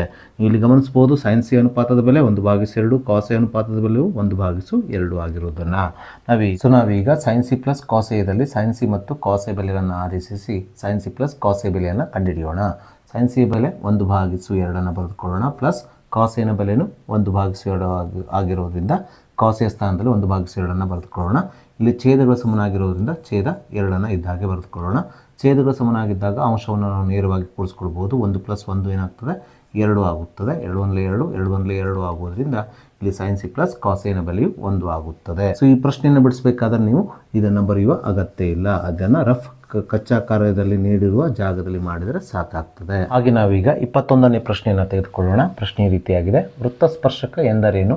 ಒಂದು ವೃತ್ತಕ್ಕೆ ಬಾಹ್ಯ ಬಿಂದುವಿನಿಂದ ಎಳೆಯಬಹುದಾದ ಸ್ಪರ್ಶಕಗಳ ಗರಿಷ್ಠ ಸಂಖ್ಯೆ ಎಷ್ಟು ಅಂತ ಪ್ರಶ್ನೆಯಲ್ಲಿ ಕೇಳಿದ್ದಾರೆ. ಒಂದು ವೃತ್ತವನ್ನು ಒಂದೇ ಒಂದು ಬಿಂದುವಿನಲ್ಲಿ ಛೇದಿಸುವ ಅಥವಾ ಸ್ಪರ್ಶಿಸುವ ರೇಖೆಯನ್ನು ನಾವು ವೃತ್ತ ಸ್ಪರ್ಶಕ ಎಂದು ಕರೆಯುತ್ತೇವೆ. ಸೊ ಹಾಗಾಗಿ ವೃತ್ತ ಸ್ಪರ್ಶಕ ಎಂದರೇನು ಎಂಬ ಈ ಪ್ರಶ್ನೆಗೆ ಉತ್ತರ ಒಂದು ವೃತ್ತವನ್ನು ಒಂದೇ ಒಂದು ಬಿಂದುವಿನಲ್ಲಿ ಮಾತ್ರ ಸ್ಪರ್ಶಿಸುವ ರೇಖೆಯಾಗಿದೆ. ಅದನ್ನೇ ನಾವಿಲ್ಲಿ ಬರೆದುಕೊಳ್ಳೋಣ. ಒಂದು ವೃತ್ತವನ್ನು ಒಂದು ಬಿಂದುವಿನಲ್ಲಿ ಮಾತ್ರ ಸ್ಪರ್ಶಿಸುವ ರೇಖೆಯನ್ನು ವೃತ್ತ ಸ್ಪರ್ಶಕ ಎನ್ನುತ್ತಾರೆಂದು. ಸೊ ಹಾಗೆ ಮುಂದುವರೆದ ಪ್ರಶ್ನೆಯಲ್ಲಿ ಏನು ಕೇಳಿದ್ದಾರೆ? ಒಂದು ವೃತ್ತಕ್ಕೆ ಬಾಹ್ಯ ಬಿಂದುವಿನಿಂದ ಎಳೆಯಬಹುದಾದ ಸ್ಪರ್ಶಕಗಳ ಗರಿಷ್ಠ ಸಂಖ್ಯೆ ಎಷ್ಟು ಅಂತ ಕೇಳಿದ್ದಾರೆ. ಯಾವುದೇ ಒಂದು ವೃತ್ತಕ್ಕೆ ಬಾಹ್ಯ ಬಿಂದುವಿನಿಂದ ಎಳೆಯಬಹುದಾದ ಗರಿಷ್ಠ ಅಂದರೆ ಅತಿ ಹೆಚ್ಚು ಸ್ಪರ್ಶಕಗಳ ಸಂಖ್ಯೆ ಎಷ್ಟಾಗಿರುತ್ತೆ ಅಂದರೆ 2 ಆಗಿರುತ್ತದೆ. ಇಲ್ಲಿ ಬಾಹ್ಯ ಬಿಂದು ಯಾವುದು? ಎ. ಇವುಗಳಿಂದ ಎಳೆದ ಸ್ಪರ್ಶಗಳು ಯಾವುದು? ಎ ಬಿ ಮತ್ತು ಎ ಸಿ. ಹಾಗಾಗಿ ಒಂದು ಬಾಹ್ಯ ಬಿಂದುವಿನಿಂದ ಗರಿಷ್ಠ ಅಂದರೆ ಅತಿ ಹೆಚ್ಚು ಅಂದರೆ 2 ಸ್ಪರ್ಶಗಳನ್ನು ಒಂದು ವೃತ್ತಕ್ಕೆ ಎಳಿಬಹುದು. ಆದ್ದರಿಂದ ಕೊಟ್ಟಿರುವ ಪ್ರಶ್ನೆಗೆ ಉತ್ತರ ಒಂದು ವೃತ್ತಕ್ಕೆ ಬಾಹ್ಯ ಬಿಂದುವಿನಿಂದ ಎಳೆಯಬಹುದಾದ ಗರಿಷ್ಠ ಸ್ಪರ್ಶಗಳ ಸಂಖ್ಯೆ 2 ಆಗಿದೆ. 2 ಅಂತ ಇಲ್ಲಿ ನಾವು ಬರೆಯಬೇಕು. ಸೊ ನಾವೀಗ 22ನೇ ಪ್ರಶ್ನೆಯನ್ನು ತೆಗೆದುಕೊಳ್ಳೋಣ. ಪ್ರಶ್ನೆ ಈ ರೀತಿಯಾಗಿದೆ. 2 ಸಂಖ್ಯೆಗಳ ಮಾಸ ಮತ್ತು ಲಸಗಳ ಗುಣಲಬ್ಧ 2016 ಆಗಿದೆ. ಅವುಗಳಲ್ಲಿ ಒಂದು ಸಂಖ್ಯೆಯು 42 ಆದರೆ ಇನ್ನೊಂದು ಸಂಖ್ಯೆಯನ್ನು ಕಂಡುಹಿಡಿಯಿರಿ ಹಾಗೂ ಆ 2 ಸಂಖ್ಯೆಗಳ ಮಾಸವನ್ನು ಅವಿಭಾಜ್ಯ ಅಪವರ್ತನ ವಿಧಾನದಿಂದ ಕಂಡುಹಿಡಿ ಅಂದ್ಕೊಂಡು ಪ್ರಶ್ನೆಯಲ್ಲಿ ಕೇಳಿದ್ದಾರೆ. ಸೊ ಮೊದಲಿಗೆ ನಾವು ಪ್ರಶ್ನೆಯಲ್ಲಿ ನೀಡಿರುವ ದತ್ತಾಂಶವನ್ನು ಬರೆದುಕೊಳ್ಳೋಣ. ಪ್ರಶ್ನೆಯಲ್ಲಿ ನಮಗೆ 2 ಸಂಖ್ಯೆಗಳ ಮಾಸ ಮತ್ತು ಲಸಗಳ ಗುಣಲಬ್ಧವನ್ನು 2016 ಆಗಿ ಕೊಟ್ಟಿರೋದ್ರಿಂದ ನಾವಿಲ್ಲಿ ಮಾಸ ಇಂಟು ಲಸ ಅಂದರೆ ಮಾಸ ಮತ್ತು ಲಸಗಳ ಗುಣಲಬ್ಧ = 2016 ಎಂದು ಬರೆದುಕೊಳ್ಳೋಣ. ಅದೇ ರೀತಿ ಅವುಗಳಲ್ಲಿ ಒಂದು ಸಂಖ್ಯೆಯನ್ನು ಮಾಸ ಮತ್ತು ಲಸ ಏನು ಬಂದಿದೆಯಲ್ಲ 2 ಸಂಖ್ಯೆಗಳದ್ದು ಅವುಗಳಲ್ಲಿ ಒಂದು ಸಂಖ್ಯೆ ಏನಾಗಿದೆ ಅಂದರೆ 42 ಅಂತ ಕೊಟ್ಟಿದ್ದಾರೆ. ಆ ಸಂಖ್ಯೆಗಳಲ್ಲಿ ಒಂದು ಸಂಖ್ಯೆನ ನಾವು ಎ ಆಗಿ ತೆಗೆದುಕೊಂಡ್ರೆ ಅದರ ಬೆಲೆಯನ್ನು ನಾವಿಲ್ಲಿ 42 ಆಗಿ ಬರೆದುಕೊಳ್ಳೋಣ. ಅದೇ ರೀತಿ ನಮಗೆ ಪ್ರಶ್ನೆಯಲ್ಲಿ ಏನು ಕೊಟ್ಟಿದ್ದಾರೆ, ಹಾಗಾದರೆ ಇನ್ನೊಂದು ಸಂಖ್ಯೆಯನ್ನು ಕಂಡುಹಿಡಿಯಿರಿ ಅಂತ ಹೇಳಿದ್ದಾರೆ. ಆ ಇನ್ನೊಂದು ಸಂಖ್ಯೆನ ನಾವು ಇಲ್ಲಿ ಬಿ ಆಗಿ ತೆಗೆದುಕೊಳ್ಳೋಣ. ಬಿ = ಎಂದು ಬರೆದುಕೊಳ್ಳೋಣ. ಸೊ ವಿದ್ಯಾರ್ಥಿಗಳೇ, ನಿಮಗೆಲ್ಲ ತಿಳಿದ ಹಾಗೆ ಸೂತ್ರ ಯಾವುದೇ 2 ಸಂಖ್ಯೆಗಳು ಹಾಗೂ ಅವುಗಳ ಲಸ ಮತ್ತು ಮಾಸಗಳ ಸಂಬಂಧವನ್ನು ವ್ಯಕ್ತಪಡಿಸುವ ಸೂತ್ರವು ಮಾಸ ಇಂಟು ಲಸ = ಆ ಸಂಖ್ಯೆಗಳ ಗುಣಲಬ್ಧ ಅಂದರೆ ಎ ಗುಣಿಸು ಬಿ ಆಗಿರುತ್ತದೆ. ಸೊ ಪ್ರಶ್ನೆಯಲ್ಲಿ ನಮಗೆ ಮಾಸ ಮತ್ತು ಲಸಗಳ ಗುಣಲಬ್ಧವನ್ನು ನೇರವಾಗಿ ಕೊಟ್ಬಿಟ್ಟಿದ್ದಾರೆ. ಎಷ್ಟು ಕೊಟ್ಟಿದ್ದಾರೆ? 2016 ಕೊಟ್ಟಿದ್ದಾರೆ. ಹಾಗಾಗಿ ಎಡಭಾಗದಲ್ಲಿ ಮಾಸ ಇಂಟು ಲಸ ಅಂತ ಇದೆ. ಸೊ ಅದರ ಜಾಗದಲ್ಲಿ ನಾವು 2016 ಬರೆದುಕೊಳ್ಳೋಣ. ಹಾಗೆ ಆ ಸಂಖ್ಯೆಗಳಲ್ಲಿ ಒಂದು ಸಂಖ್ಯೆ 42 ಆಗಿ ಕೊಟ್ಟಿರೋದ್ರಿಂದ ಆ ಸಂಖ್ಯೆನ ನಾವು ಇಲ್ಲಿ 42 ಆಗಿ ತೆಗೆದುಕೊಂಡಿರೋದ್ರಿಂದ ಏನು ಸ್ಥಾನದಲ್ಲಿ 42 ಅಂತ ಬರೆದುಕೊಳ್ಳೋಣ. ಇಂಟು ಇನ್ನೊಂದು ಸಂಖ್ಯೆನ ಬಿ ಆಗಿ ತೆಗೆದುಕೊಂಡಿರೋದ್ರಿಂದ ಬಿ ಅನ್ನು ಕಂಡುಹಿಡಿಬೇಕಾಗಿದ್ದರಿಂದ ನಾವು ಬಿ ಅನ್ನು ಇದ್ದಾಗೆ ಇಟ್ಕೊಳ್ಳೋಣ. ಸೊ ಮುಂದಿನ ಹಂತದಲ್ಲಿ ಬಿ ಅನ್ನು ಎಡಭಾಗದಲ್ಲಿ ಇಟ್ಕೊಂಡು 42 ಎಡಭಾಗಕ್ಕೆ ಸ್ಥಳಾಂತರಿಸಿದಾಗ ಇದು ಭಾಗಿಸು 42 ಆಗುತ್ತದೆ. ನಾವೀಗ ಇದನ್ನು ಸಂಕ್ಷೇಪಿಸಬೇಕು. 2014ಕ್ಕೆ 42ರಿಂದ ಭಾಗಿಸ್ಕೊಳ್ಳೋಣ. ಇಲ್ಲಿ 2016ಕ್ಕೆ 42ರಿಂದ ಭಾಗಿಸಿದಾಗ ಬರುವ ಉತ್ತರ 48. ಆದ್ದರಿಂದ ಆ ಮತ್ತೊಂದು ಸಂಖ್ಯೆ ಏನಾಗಿದೆ ಅಂದರೆ ಇನ್ನೊಂದು ಸಂಖ್ಯೆಯಲ್ಲಿ 48 ಆಗಿದೆ. ಸೊ ನಾವೀಗ ಇವೆರಡು ಸಂಖ್ಯೆಗಳು ಅಂದರೆ 42 ಮತ್ತು 48ರ ಮಾಸವನ್ನು ಅವಿಭಾಜ್ಯ ಅಪವರ್ತನ ವಿಧಾನದಿಂದ ಕಂಡುಹಿಡಿಯೋಣ. ಸೊ ಅದಕ್ಕೋಸ್ಕರ 42 ಮತ್ತು 48ನ್ನು ನಾವು ಅವಿಭಾಜ್ಯ ಅಪವರ್ತನಗಳ ಗುಣಲಬ್ಧವಾಗಿ ವ್ಯಕ್ತಪಡಿಸಬೇಕು. ಮೊದಲಿಗೆ 42ನ್ನು ನಾವು ಅವಿಭಾಜ್ಯ ಅಪವರ್ತನಗಳ ಗುಣಲಬ್ಧವಾಗಿ ವ್ಯಕ್ತಪಡಿಸೋಣ. ಸೊ 2 2 4, 2 1 2, 3 7 21, 7 1 7 ಆಗುತ್ತದೆ. ಅದೇ ರೀತಿ 48ನ್ನು ಭಾಗಿಸುವ ಅತಿ ಚಿಕ್ಕ ಅವಿಭಾಜ್ಯ ಸಂಖ್ಯೆ ಅಂದರೆ ಅದು 2 2 2 4, 2 4 8 ಆಗುತ್ತದೆ. 2 1 2, 2 2 4, 2 6 12, 2 3 6, 3 1 3 ಆಗುತ್ತದೆ. ಹಾಗಾಗಿ 42ನ್ನು ನಾವು 2 ಗುಣಿಸು 3 ಗುಣಿಸು 7 ಆಗಿ ಬರೀಬಹುದು. 48ನ್ನು ಅವಿಭಾಜ್ಯ ಅಪವರ್ತನಗಳ ಗುಣಲಬ್ಧವಾಗಿ 2 ಎಷ್ಟು ಬಾರಿ ಇದೆ? 4 ಬಾರಿ ಇರೋದ್ರಿಂದ 2^4 ಇಂಟು 3 ಆಗಿ ಬರೆಯಬಹುದು. ಸೊ ಹೀಗೆ ನಾವು ಇವೆರಡು ಸಂಖ್ಯೆಗಳನ್ನು ಅವಿಭಾಜ್ಯ ಅಪವರ್ತನಗಳ ಗುಣಲಬ್ಧವಾಗಿ ವ್ಯಕ್ತಪಡಿಸಿದ ನಂತರ ನಾವೀಗ ಇವೆರಡು ಸಂಖ್ಯೆಗಳ ಮಾಸವನ್ನು ಬರೆಯೋಣ. ಸೊ ಮಾಸ ಅಂದರೆ ಕೊಟ್ಟಂಥ ಸಂಖ್ಯೆಯಲ್ಲಿರುವಂಥ ಅತಿ ಚಿಕ್ಕ ಘಾತ ಸೂಚಿಯನ್ನು ಹೊಂದಿರುವಂಥ ಸಾಮಾನ್ಯ ಅವಿಭಾಜ್ಯ ಸಂಖ್ಯೆಗಳ ಗುಣಲಬ್ಧವಾಗಿದೆ. ಸೊ ಹಾಗಾಗಿ 42 ಮತ್ತು 48ರ ಸಾಮಾನ್ಯ ಅಪವರ್ತನಗಳು 2 ಮತ್ತು 3 ಆಗಿದೆ. ಸೊ ಈ 2ನ್ನು ನಾವು ಗಮನಿಸಿದಾಗ 2 ಮತ್ತು 2^4ರಲ್ಲಿರುವಂಥ ಅತಿ ಚಿಕ್ಕ ಘಾತ ಸೂಚಿಯನ್ನು ಹೊಂದಿರುವ ಸಂಖ್ಯೆ ಯಾವುದು? 2. ಹಾಗಾಗಿ ಇಲ್ಲಿ 2ನ್ನು ನಾವು ಮಾಸ ಬರಿಬೇಕಾದ್ರೆ ಪರಿಗಣಿಸಬೇಕು. ಹಾಗೆ 3 ಮತ್ತು 3 ಇಲ್ಲಿ ಸಾಮಾನ್ಯ ಅಪವರ್ತನವಾಗಿದೆ. ಈ 3 ಮತ್ತು 3ರ ಘಾತ ಸೂಚಿ ಒಂದೇ ಆಗಿರೋದ್ರಿಂದ ಇಲ್ಲಿ 3ನ್ನು ನಾವು ಪರಿಗಣಿಸಬೇಕು. ಹಾಗಾಗಿ ಇವುಗಳ ಮಾಸ 42 ಮತ್ತು 48ರ ಮಾಸವು ಇಲ್ಲಿ 2 ಗುಣಿಸು 3 ಆಗುತ್ತದೆ. 2 ಗುಣಿಸು 3 ಅಂದರೆ 6 ಆಗುವುದರಿಂದ ಕೊಟ್ಟಂಥ ಸಂಖ್ಯೆ ಅಂದರೆ ಒಂದು ಸಂಖ್ಯೆನ ಕೊಟ್ಟಿದ್ರು, ಇನ್ನೊಂದು ಸಂಖ್ಯೆನ ನಾವು ಕಂಡುಹಿಡಿದಿದ್ವಿ. ಸೊ ಈ ಎರಡು ಸಂಖ್ಯೆಗಳ ಮಾಸವು ಇಲ್ಲಿ 6 ಆಗುತ್ತದೆ. ನಾವೀಗ 23ನೇ ಪ್ರಶ್ನೆಯನ್ನು ತೆಗೆದುಕೊಳ್ಳೋಣ. 3x ವರ್ಗ - 6x + 3 = 0. ಈ ವರ್ಗ ಸಮೀಕರಣದ ಮೂಲಗಳನ್ನು ಅಪವರ್ತನ ವಿಧಾನದಿಂದ ಕಂಡುಹಿಡಿಯಿರಿ ಅಂತ ಪ್ರಶ್ನೆಯಲ್ಲಿ ಕೇಳಿದ್ದಾರೆ. ಕೊಟ್ಟಂಥ ವರ್ಗ ಸಮೀಕರಣವು ಆದರ್ಶ ರೂಪದಲ್ಲಿದೆ. ಈ ಆದರ್ಶ ರೂಪದ ವರ್ಗ ಸಮೀಕರಣದಲ್ಲಿ x ವರ್ಗ ಸಹಗುಣಕ 3 ಆಗಿದ್ದರೆ ಸ್ಥಿರಾಂಕ 3 ಆಗಿದೆ. ಸೊ ಇವುಗಳ ಗುಣಲಬ್ಧ ಎಷ್ಟು? 9. 3 3 9 ಆಗಿದೆ. ಹಾಗೆ ಈ ಸಮೀಕರಣದ ಮಧ್ಯದ ಪದ -6x ನಲ್ಲಿ x ನ ಸಹಗುಣಕ -6 ಆಗಿದೆ. ನಾವೀಗ ಎರಡು ಸಂಖ್ಯೆಗಳನ್ನು ಕಂಡುಹಿಡಿಬೇಕು. ಆ ಸಂಖ್ಯೆಗಳನ್ನು ಗುಣಿಸಿದಾಗ ಅಥವಾ ಅವುಗಳ ಗುಣಲಬ್ಧ ಎಷ್ಟು ಬಂದಿರಬೇಕು? 9 ಬಂದಿರಬೇಕು. ಅದೇ ರೀತಿ ಯಾವ ಸಂಖ್ಯೆಗಳನ್ನು ಗುಣಿಸಿ ನೀವು 9ನ್ನು ತಂದಿರ್ತಾರಲ್ವ ಅದೇ ಸಂಖ್ಯೆಯನ್ನು ಕೂಡಿಸಿ ಅದು ಕಳೆದಾಗ ಎಷ್ಟು ಬಂದಿರಬೇಕು? -6 ಆಗಿರಬೇಕು. ಸೊ ಆ ಸಂಖ್ಯೆಗಳೆಂದರೆ -3 ಮತ್ತು -3 ಆಗಿದೆ. ಯಾಕಂದರೆ -3 × -3 ಅಂದರೆ -× -+, 3 3 9 ಆಗುತ್ತದೆ. ಅದೇ ರೀತಿ -3 ಮತ್ತು -3ನ್ನು ಕೂಡಿಸಿದಾಗ ಎಷ್ಟು ಬರ್ತದೆ ಉತ್ತರ? -6 ಬಂದಿರೋದ್ರಿಂದ ಆ ಸಂಖ್ಯೆಗಳು ಅಂದರೆ ಆ ಎರಡು ಸಂಖ್ಯೆಗಳ ಗುಣಲಬ್ಧ 9. ಅದೇ ರೀತಿ ಮೊತ್ತ -6 ಆಗಿರುವ ಆ ಸಂಖ್ಯೆಗಳು -3 ಮತ್ತು -3 ಆಗಿದೆ. ಹೀಗೆ ನಾವು ಆ ಸಂಖ್ಯೆಗಳನ್ನು ಕಂಡುಹಿಡಿದ ನಂತರ ನಾವೀಗ ಮೊದಲನೇ ಪದ 3x ವರ್ಗವನ್ನು ಇದ್ದ ಹಾಗೆ ಬರೆದುಕೊಳ್ಳೋಣ. ಅದೇ ರೀತಿ ಕೊನೆಯ ಪದ ಪ್ಲಸ್ 3 ಇದ್ದ ಹಾಗೆ ಬರೆದುಕೊಳ್ಳೋಣ. -6x ಅನ್ನು ನಾವು -3x ಆಗಿ ಹಾಗೆ -3x ಆಗಿ ಬರೆದುಕೊಳ್ಬೇಕು. ಬೇಕಾದ್ರೆ ಇದನ್ನು ಆ್ಯಡ್ ಮಾಡಿ ನೋಡ್ರಿ, ಏನು ಬರ್ತಾ ಇದೆ -3x -3x -6x, ಹಾಗೆ ಇದನ್ನು ಗುಣಿಸಿ ನೋಡ್ರಿ, -× +3 9x ವರ್ಗವಾಗುತ್ತದೆ. ನಾವೀಗ ಈ 4 ಪದಗಳನ್ನು ಎರಡೆರಡು ಪದಗಳ ಗುಂಪಾಗಿ ಮಾಡಿಕೊಂಡು ಇದರಲ್ಲಿ ಸಾಮಾನ್ಯವನ್ನು ತೆಗಿಬೇಕು. ಈ ಎರಡು ಪದಗಳಲ್ಲಿ ಸಾಮಾನ್ಯವಾಗಿರೋದು ಯಾವುದು? 3x. ಸಾಮಾನ್ಯ ತೆಗೆದಾಗ ಇಲ್ಲಿ x ಉಳಿಯುತ್ತದೆ, ಎರಡನೇ ಪದದಲ್ಲಿ 1 ಮಾತ್ರ ಉಳಿಯುತ್ತದೆ. ಇಲ್ಲಿ -3 ಸಾಮಾನ್ಯ ತೆಗಿಬೇಕು. -3 ಸಾಮಾನ್ಯ ತೆಗೆದಾಗ ಮೊದಲನೇ ಪದದಲ್ಲಿ ಏನು ಉಳಿಯುತ್ತದೆ? x ಉಳಿಯುತ್ತದೆ. ತದನಂತರ ಈ ಮೈನಸ್ ಚಿಹ್ನೆಯಿಂದ ಈ ಪ್ಲಸ್ ಚಿಹ್ನೆ ಗುಣಿಸ್ಕೊಳ್ಬೇಕು. -× ಆಗುತ್ತದೆ. ಇಲ್ಲಿ 3 ಇದೆ, 3 ಸಾಮಾನ್ಯವಾಗಿರೋದ್ರಿಂದ ಇಲ್ಲಿ 1 ಮಾತ್ರ ಉಳಿಯುತ್ತದೆ, = 0. ನೋಡಿ, ಇಲ್ಲಿ ಯಾವ ಅಪವರ್ತನ ಬಂದಿರ್ತದೆ ಅದೇ ಅಪವರ್ತನ ಈ ಎರಡನೇ ಪದದಲ್ಲೂ ಸಹ ಬಂದಿರ್ತದೆ. ಸೊ ಇದನ್ನು ಒಮ್ಮೆ ಬರೆದುಕೊಳ್ಳೋಣ, x - 1 ಅಂತ. ಇದನ್ನು ಬಿಟ್ಟರೆ ಏನು ಉಳಿಯುತ್ತೆ ಹೇಳ್ರಿ? 3x - 3 ಉಳಿಯುತ್ತದೆ, = 0. ನಾವೀಗ ಈ ಎರಡೂ ಅಪವರ್ತನಗಳನ್ನು ಪ್ರತ್ಯೇಕವಾಗಿ 0ಗೆ ಸಮಗೊಳಿಸ್ಕೊಳ್ಬೇಕು. ಅಂದರೆ x - 1 = 0, ಅದೇ ರೀತಿ 3x - 3 = 0 ಅಂತ ಬರೆದುಕೊಳ್ಬೇಕು. ಇಲ್ಲಿ x ನ ಬೆಲೆ ಏನಾಗ್ತದೆ? -1 ಬಲಭಾಗಕ್ಕೆ ಹೋದಾಗ +1 ಆಗುತ್ತದೆ. ಇಲ್ಲಿ 3x = -3 ಬಲಭಾಗಕ್ಕೆ ಸ್ಥಳಾಂತರಿಸಿದಾಗ +3 ಆಗುತ್ತದೆ. ಸೊ 3 × 3 3 × 3 ಆಗುವುದರಿಂದ ಇಲ್ಲಿ x ನ ಬೆಲೆ ಎಷ್ಟಾಗ್ತದೆ? 1 ಆಗುತ್ತದೆ.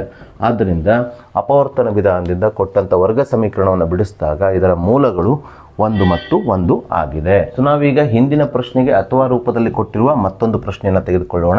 ಸೊ x ವರ್ಗ + 5x + 6 = 0 ಈ ವರ್ಗ ಸಮೀಕರಣದ ಶೋಧಕವನ್ನು ಕಂಡುಹಿಡಿದು ಮತ್ತು ಮೂಲಗಳ ಸ್ವಭಾವವನ್ನು ಬರೆಯಿರಿ ಅಂದ್ಕೊಂಡು ಪ್ರಶ್ನೆಯಲ್ಲಿ ಕೇಳಿದ್ದಾರೆ.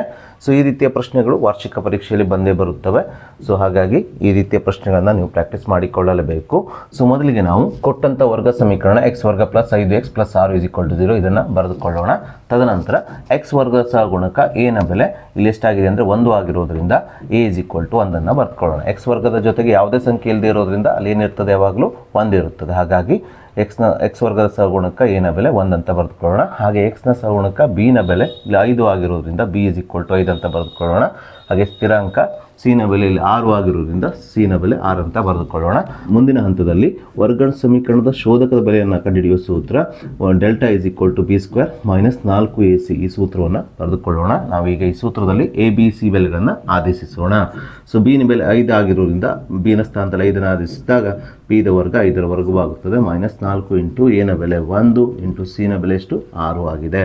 5ರ ವರ್ಗ ಅಂದರೆ 5 × 25 ಆಗುತ್ತದೆ. -4 × 24 ಆಗುತ್ತದೆ. 25ರಲ್ಲಿ 24 ಕಳೆದಾಗ ಬರುವ ಉತ್ತರ 1. ಸೊ ಇಲ್ಲಿ ಸ್ಪಷ್ಟವಾಗಿ ಶೋಧಕ ಡೆಲ್ಟಾ ಅಥವಾ b² - 4ac ಯ ಬೆಲೆಯು 0ಕ್ಕಿಂತ ದೊಡ್ಡದಾಗಿದೆ ಅಥವಾ ಪಾಸಿಟಿವ್ ನಂಬರ್ ಆಗಿದೆ ಅಥವಾ ಧನಾತ್ಮಕ ಸಂಖ್ಯೆ ಆಗಿರೋದ್ರಿಂದ ಇಲ್ಲಿ ಮೂಲಗಳು ಏನಾಗಿರ್ತವೆ ಅಂದರೆ ವಾಸ್ತವ ಮತ್ತು ಸಮ ಆಗಿರ್ತವೆ. ಅಂದರೆ ಶೋಧಕದ ಬೆಲೆ 0ಕ್ಕಿಂತ ಜಾಸ್ತಿ ಇದ್ದರೆ ಧನ ಸಂಖ್ಯೆ ಆಗಿದ್ದರೆ ಮೂಲಗಳು ಆ ವರ್ಗ ಸಮೀಕರಣದ ಮೂಲಗಳು ಏನಾಗಿರ್ತವೆ ಅಂದರೆ ವಾಸ್ತವ ಮತ್ತು ಸಮ ಆಗಿರ್ತವೆ. ಅದನ್ನೇ ನಾವಿಲ್ಲಿ ಬರೆದುಕೊಳ್ಳೋಣ. ಆದ್ದರಿಂದ ಇಲ್ಲಿ ಶೋಧಕದ ಬೆಲೆ 0ಕ್ಕಿಂತ ಜಾಸ್ತಿ ಆಗಿರೋದ್ರಿಂದ ಅಂದರೆ 1 0ಕ್ಕಿಂತ ಜಾಸ್ತಿ ಆಗಿದೆ, ಧನ ಸಂಖ್ಯೆ ಆಗಿದೆ. ಹಾಗಾಗಿ ಮೂಲಗಳು ವಾಸ್ತವ ಮತ್ತು ಸಮ ಎಂದು ಬರೆಯೋಣ.